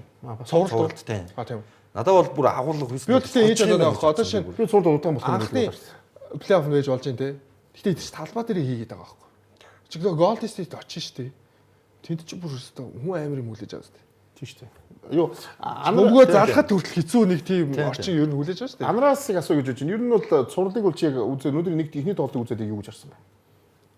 Би ихний тоглолтыг үзээд хүйстэнд хожих магадлал байгаа маа гэж бодсон. Цувралт. За яагаад гэвэл за 23 оноо доор Орсын дараа за ер нь бусдаа талбараа дайрий. Тэгээ төвөдөө ашиглая гэсэн. Алдаа оноотой зүйлүүд хүйсрээ өгсөн хөв зөндөө байсан. Гэхдээ тоглолтын төлөвлөгөөг хэрэгжүүлэх гэж үзсэн. 22 удаа давтгааны самбар авсан байна. Торгуулаас хамаагүй шидсэн буюу 20-ыг шидсэн боловч 11-ийг л амжилттай болголоо. За тэгээд залуу баг болоод тэр юм уу ер нь шийдвэр гаргалтууд маш буруу зүйлүүд айгүй гарсан. Тэр нь юугаараа харагдсан бэ гэхээр 19 мөмөг алт хийсэн байхгүй. Тэр нь хүчээр авчиж сул биш багтан доошо дарж оронгуудаа одоо Стивен Адамсыг ч юм хэнийг нэг сул биш багтан уг нь тэр паснуудыг айлын хамгаалт хүнцэн байгаад ганц нэг паснуудыг задлаад 3 онооны шидэлтэй хийх юм бол хүчрөөс илүү гарч ирэх гэдэг байна. Үнэхээр шидэл. Джейлен Грин бол ерөөсөө энэ тоглолтод ерөөсөө байгаж угаасаа тоглолтын өмнө сэтгэл зүгээр ингээд плей-офф-ийн тоглолт гэдэг бүр угаасаа ингээд сэтгэл зүй бэлэн биш гарч ирж өргөж чадсан гэж магадгүй тий. Магадгүй Джейлен Гринийн хооронд Суулгацсан бол тий бүр тий суулгаад Бруксигаа гаргаж ирээ шидүүлсэн бол баг арай өөр илүү байхаар ч юм шиг. Тэр нь бол хамгаалтан дээр хүчрөөс болцсон шүү дээ. Болцсон л. Хэдийгээр Стефен Curry хин хоёр Jimmy Butler өндөр оноо авсан ч гэсэн баг 100 оноонд хүрээгүй 80 95 оноо. Зүгээр л хүчрөөс бутаа талбад бүр хүчээр биш яг үнэхээр илүү байгаа юмудаараа оноо аваад ганц нэг паснууд задлаад за мэдээж Вамфлитээс илүү их хүлээлт байна. Яг бол хамгийн туршлагатай тоглогч гэж сая хэлж байна. Сул шидэлтүүдээ унгаах хэрэгтэй, сул тоглогчийг олж дамжуул шидүүлэх ёстой гэдэг ингээд найруулгыг нь Вамфлит хийх ёстой гэсэн юм зүйл. Өнөөдөр Хүсрохից гарааны 5 тоглогчоос гадна сэлгээс ерөөсө 3 тоглогч ашигласан. Угаасаа плей-офф гэхээр ротейшн хомигддаг. Би бол зүгээр ингэж Golden State Warriors бол ингэж бодож байна. Golden State Warriors-д яг нөгөө өнөөдөр Curry Butler 40 минут тоглож байгаа байхгүй. Энэ юун дээр мэдгэж чинь гэдэг нөгөө аюул нь мэдэж чинь гэхээр 4-4 болонгууд унаад эхэлж байгаа. Суугаад эхэлж байгаа. Нөгөө 23 оноо чинь 4 оноо болж ин жиртэй. Тэнгүүд нөгөө залуу тоглогчд нь нөгөө ажиллах хэрэгтэй байдаг. Тэгэхгүй шүү дээ. Тэгээ Аз уулч шүү. National Kuminga байхгүй. Тоглохгүй. Өнөөдрөөс Азсан сүлд тэгсэн ш. Сүлд дээр яг хүсэн үлээсэн мүүдийн шидэлт унаад Potemkin тэр нэг ганц хоёр оролт дээрээс нь тэр самбарлуу батгаад грин аваад хийдэг штеп. Тэр чинь тоглолтыг хожигдчихж байгаа. Тэрнээс тэгээгүй тэр хоёрыг оролцохгүй бол ер нь хожигдчихж байгаа байхгүй баг. Тийм, Стеф Жеми хоёр бүр яг сүлд ингээд яг бензин дуусчихсан тийм. Тэгэхээр нөгөө залуу тоглогчдын магадгүй хоёр дахь тоглогчдоос Kuminga Steve Kerr магадгүй нэг юм бодцсон байгаа байх гэж бодоод байгаа байхгүй. Магадгүй гаргаад ирж ороод ирж магадгүй. Гинт ороод ирэх магадaltaй гэж хараад байхгүй. Тэгэхээр бол тэрийг түлээж байгаа. Тэгэхээр яг энэ хоёрыг ингээд 40 минут тоглоод идэх юм бол аюултай л. Тэгээ дээрэс нь Вамфлитийг товтлооны орлогын аргалаа нийтдээ за 10 товтлсны 13 шийдсэн. Дандаа 3 шийд. Тэгэхээр чин будагтай талбараа орж задлаа тэгээ тэндээсээ гаргаж явах үйлдэл ерөөс хийхгүй шүү дээ. Цэцлэн аваад магадгүй 3-аас шийдэх юм уу? Тийм хурд тесрэлт байхгүй. Гэтэ ядаж ороод тэр чин будагтай талбараа орж ирсэн хүн рүү хумын шүү дээ. Тэгээ тэндээсээ ядаж пас өгч юм нэг иймэрхүү мик бол Вамфлитийг яг хамгаалах амар ойлгомжтой болчиход шүү дээ. За манай шийдэн. Гэтэ бид нар бол маш тийм урт нөгөө удаан цул үзэх баг. Дээрэс нь маш өндөр үнэ хамгаалтанд. Хоёул аль талд нь сайн багч нөгөө тийм ээ. 3-3-аар биеийг хамгаалж байгаа. Тэгэхээр энэ үстэй юу ч болж магадгүй. Тэр их нэг тоглолтоор бид бол юм дүгнж болохгүй. Бүгд шууд дараагийн бас аимшигтай болсон сурал руу орё гэж бодож байна те. Бас хамгийн бас таашгүй болсон сурал байгаа те. Бас тоо гейм зэв нэг те. Энэ маш. За ингээд ийм 3 сурал болдсон. Энэ бол хамгийн одоо өрөндийн хамгийн аюултай 3 сурлууд нэг. 3 дахь нь энэ яатчгүй. Дээнүү талбай дээр клипс үлээж өгсөн тоглолт тийм ээ. 4-өр гарсан баг, 5-аар гарсан баг. За талбайн даваатал Дэнүрт байгаа боловч тоглолтын эхлэлийг бол клипс маш сайн тавьсан. Йоо. За энэ бол бас амар суул шүү. Эхний үе дээр 60-аас дээш оноо тэрнээс хойш энэ оноо бол багассан да. Би бол энэ сурвалжийг үзчихээд байна гэсэн. Ер нь клипсийн өдөөс ер нь Дэнүрлийг гэж тоолж чадах юм гэж бодсон яг гэсэн. Хамгийн өрсөлдөө үзүүлж чадах нь угаасаа Дэнүрл байсан юм байна гэдгийг тэр бол 100% итгэсэн. Өөр баг байсан бол ер нь алуулахаар байна. Үгүй өөр баг бол угаасаа өрсөлдөө өрсүүлэхгүй юм байл. Энэ Йокч байгаа тулдаа дэлхийн одоо хамгийн шилдэг тоглогч одоогийн байгаа тулдаа дээрэс нь өндөр штэй тэд чинь тийм болохоор энэ бас сарцсангүй өндөр баг штэй. Тийм болохоор үнэхээр клипстэй юм өсөлтөө үзүүлэх юм байна гэдэг маш гоё зурлах юм байна гэдгийг энэ тоглолтыг үзээд яг. Эхний тоглолт дээр хоцсон бүр зүгч юм шиг тий. Ер нь тийм шүү дээ. Хожигдсон бол тийм бүр шүү дээ. Эйгүү байна. Тэгэхээр эхний тоглолт аягүй зүгт хожлоо авчлаа гэж харсан. Тэр энэ бол нэлээд урт зураг. Тэгэхээр саяны энэ 3 зураг бол бидний үзэж байгаа нь өрөндийн 3 зураг Ерөнхийдөө урт зураг. Гуруулаа ер нь 7 тоглолт гарч гарах боломжтой юм 3 зураг. Тийм. Одоо яагаад гэвэл 4-өөс бараг л 10 дугаар байр хүртэлх багууд нь Яг нэг хожиж хожиж юм байсан ш. Тэгээд бид чинь ерөнхийдөө бүгд л хоорондоо адилхан багууд байна гэсэн. За Рассел харин Өрөө өгсөн дөө. өрөө өгсөн нөгөө фэнийхээ юу нэ тэ түүхэн тоглолтын золио. Йокич түүхэн тоглолтыг сүйтгэцнээр өрөө өгсөн. өксөө. Яг хамгийн хэрэгтэй нэг шийдэлтний хамгаалт тэ. Тийм. Тэгээ 2 чөлөө шилдэг гэсэн бас. Бас л Хийсэн шүү. чөлөө шийдэлтийг ч бас л Юу гэсэн чи хийсэн харин. бас той биш гэдэг хүмүүсийн нэг тэ. Хийсэн. Рас ингээ болчихж байгаа мó одоо энэ цувралд ингээд өгөх юм аа гэсэн. Нэг тоглолт авчлаа. Хэрэгтэй нэг юм хэлсэн. Тэгэхээр энэ юу Нэг 6 тоглолт. Одоо тоглохгүй байх хэрэгтэй. Одоо цаашгаа тоглоулахгүй тэ. Одоо буруу өнгөрчүүл бас бүр буруу Өөрөө өнгөрчүүл тэгэл дууссан шүү харин. За энэ тэр энэ хамгаалт тэ. Яа. 2 эртээ утга гэдэг байна шүү дээ. Энэ ихтэй хамгийн хэрэгтэй очлол авчиж байгаа маяг те. Яг хамгийн зөв очлол авчиж байгаа те. Тийм алт хавилтаа байсан. Тийм энэ үстэй яаж За байгаа зөв. Арден Кавай бол хийх юмнууд ээжээ. Зүүбос бас хийжээ. Амар. 13 сам юм уу те. Нөгөө талд Йокичийг хамгийн сайн зогсоодог хүнийхээ эсрэг тэгээд 29-12 юм дээ. Тийм. За бүгд альнаас нэг хэлж ярих уу? Клипсээс ярих уу? Баясагаас эхлэе. Баясаа ер нь гоё яриач. Клипс сая юу болох вэ? Тэгээ чи клипс юу болчихов? Тэгээ юу гоё яриа шүү. Тэгээ чи хамгийн гол нь гоё яриа шүү. Муу ярьж. Clippers суралт хожих магадлал бол өндөр юм байна гэж бодсон тоглолт үзсэн. Төгсгөл төр Facebook-ийн сэлгээний ирч хүч багтаа тус авчирлаа. Арай олон төрлөөр тоглох боломжтой баг Clippers яагаад юм байна. Одоо бид нар Denver-ийн сакс мөгийг бүгд мэддэг болчлоо. 8 наснаас болчраас 80 настай буурлагддаг шиг бүгд тэр өндөр том цаан биетэй залан бөмбөг аавна гэдэг. Хаач тийж Энэ тоглолтын дээр харин Жамал Мөрийг мартах хэрэгтэй. Жамал Мөр үнэхээр олон тал сайн тоглолоо. Самбраас 8 долоочлоо хийсэн шүү дээ. 28 долоочлоо нэг тийм үзүүлэлтээсэн. Тийм учраас зөвөр би юг Clippers энэ чигээрээ ингээд энэ цуврал ер нь тийм хол оноос салсан ч юм уу нэг тэгж явахгүй. Ингээл зууралтаж ингээд явж байгаад цийн урттаа Clippers ажиллах юм шиг санагдсан. тулгаа. Адилхан би угаасаа Clippers таамаг өгсөн. Гэмсэн юм. Анген сэмгээ өгсөндөө бас буруутч бараг 6 тоглолтод юм болов уу гэж боддог шүү. Одоо зүгээр өнгөрсөн үйлрэлд нөгөө нэг ингээд Миннесотагийн эсрэг хариултдаг болсон байсан шүү дээ. Дэнүр яг тэр цогцноос гарах ямар ч үзэргүй. Энэ үйлрэлд байсан ганц үзэр нь Westbrook байсан. 2 эртээ утга. Тэгээ нэг эрен дээр ямар ч зааварцсан. Тэгээд нэг дараагийн тоглолтын дээр алах бах. Тэгээ урт тоглолтоос минут нь багасах бах. Тэгж идэл цувралт босох. Тэний үжиж сая ямар муу хэлсэн. Алуусаа. За энэ чи өнөөдөр тэмчээр халуулж байгаа. Алуус авиг угаасаа. Эхлээд Легсэн фанат аваад дараа нь Westbrook-ийн фанатууд одоо алуулж байгаа ч гэдэг. Толгойн сэлнүүд. Энэ тулгааны зэрэг Сая алуусаа. сая алуулсан. Энэ сая дуусж байгаа. Дэмэрийн фэнүүдэд үү? Чи баг годож Westbrook-ийн годож удаж явахдаа боломжтой байхгүй бол. Westbrook-ийн фэнүүдэд Бид нар юу гаргасан шүү дээ. Амар хоёр манай хоёр бол за дараа нь ярих гэж байгаа юм тий. За за энийг харчээ. харъя те. Арай одоо энийг харцаад ирэх. Та Би бол 7 ер нь дандаа тэр нь ихийг нь 7 6 дээр л. тийм ээ те. Ер нь яг адилхан л байгаа юм шүү. За Баясаа бас 7 7 6 гэж тэр тий. Тийм. За хин чи анар бүр 3 тоглолт 7 тоглолт гаргасан шүү дээ. Дэнүрийг 7 тоглолт. Дэнүрийг 7 тоглолттой чинь. Тэний болохоор 7 6 6. Тулгаа бас 3-ын 7 тоглолт гэсэн шүү дээ. Сүүлийн 3 бол тий. Ани угсаа энэ хамгийн аимшигтай гол зурсан юм шүү дээ. 7 тоглолт гэсэн. Хожин гэсэн. Би зэ локал л итгээд байгаа юм тийм. Дэнүрийг хожигдсан байхгүй биш надад. Байхгүй те. Ер нь бол гэхдээ нэг юм итгэжингүй бол энэ 3 цуврал гуруулаа ер нь 7 тоглолт гарна гэдэгт барыг хинхэн итгэсэн Тийм шүү ээ, дээ. тийм ээ. Угсаа аимшигтай 3 цуврал. Угсаа эхний дөрвийн хамгийн аимшигтай 3 цуврал. Таамаглаад яг үнэнгээд хэцүү шүү дээ. Тийм.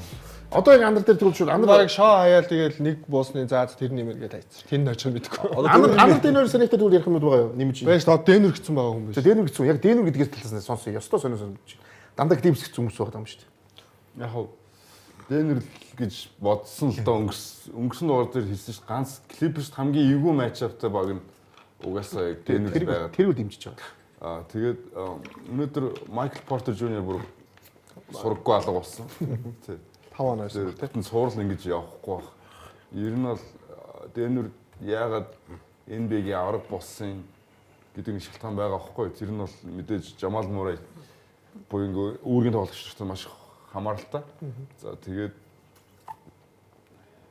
ер нь бол та нар ингээ харах юм бол Денверийн довтлогоо ер нь тиймийг балансаа олцсон. Ер нь бол Clippers-ийг нэг довтлогоогоор аваа явуучих боломжтой гэж ерөнхийдөө хараад байна. Энэ гэхдээ яг одоо Дөнгөж тий. дөнгөн хангалт. Энэ гэхдээ бол хин үзэж байгаа? Амарч үзэж байгаа. Одоо энэ доор бол амарч Монгол ан шиг мундаг аналист байхгүй гэдээ бичиж байгаа хаа. Данс руу мөнгө явуулсан. За тэнийг Clippers гэсэн юм шүү дээ бас тий. Тий. Яг зөвөр яг Clippers гэсэн гэхээр Баясахын хэлсэнтэй аяга адилхан. Тоглох гэдэг сагсан мөнгөний яаж байгаа. Одоо аягүй сайн мэдж байгаа. Дээрэс нь одоо бусад багуудад бол жишээ нь зөв бодс ч юм уу юм том биетэй ч юм уу Йокичийг хамгаалах хүн байдаггүй учраас тоглох гэдэг сагсыг мэдсэн ч гэсэндээ хамгаалж чадахгүй тохиолдлууд гараад байгаа шүү дээ. Тэгэхээр аль болох хязгаарлах, аль болох тэрийг нь бүтлгүүтүүлэх ийм тоглогч нар ротейшнд нь байгаа учраас бас гараад тоглох юм хүмүүс байгаа учраас давгүй болоо гэж бодож байна. Тэгээ Богданович бас энэ тоглолтноос ерөөсөө бага минутч тоглосон онооч авч чадаагүй байгаа. Тэгэхээр бас Богдановичийн нэг 10 оноо энтер ороод ирчих юм бол Clippers хамаагүй илүү.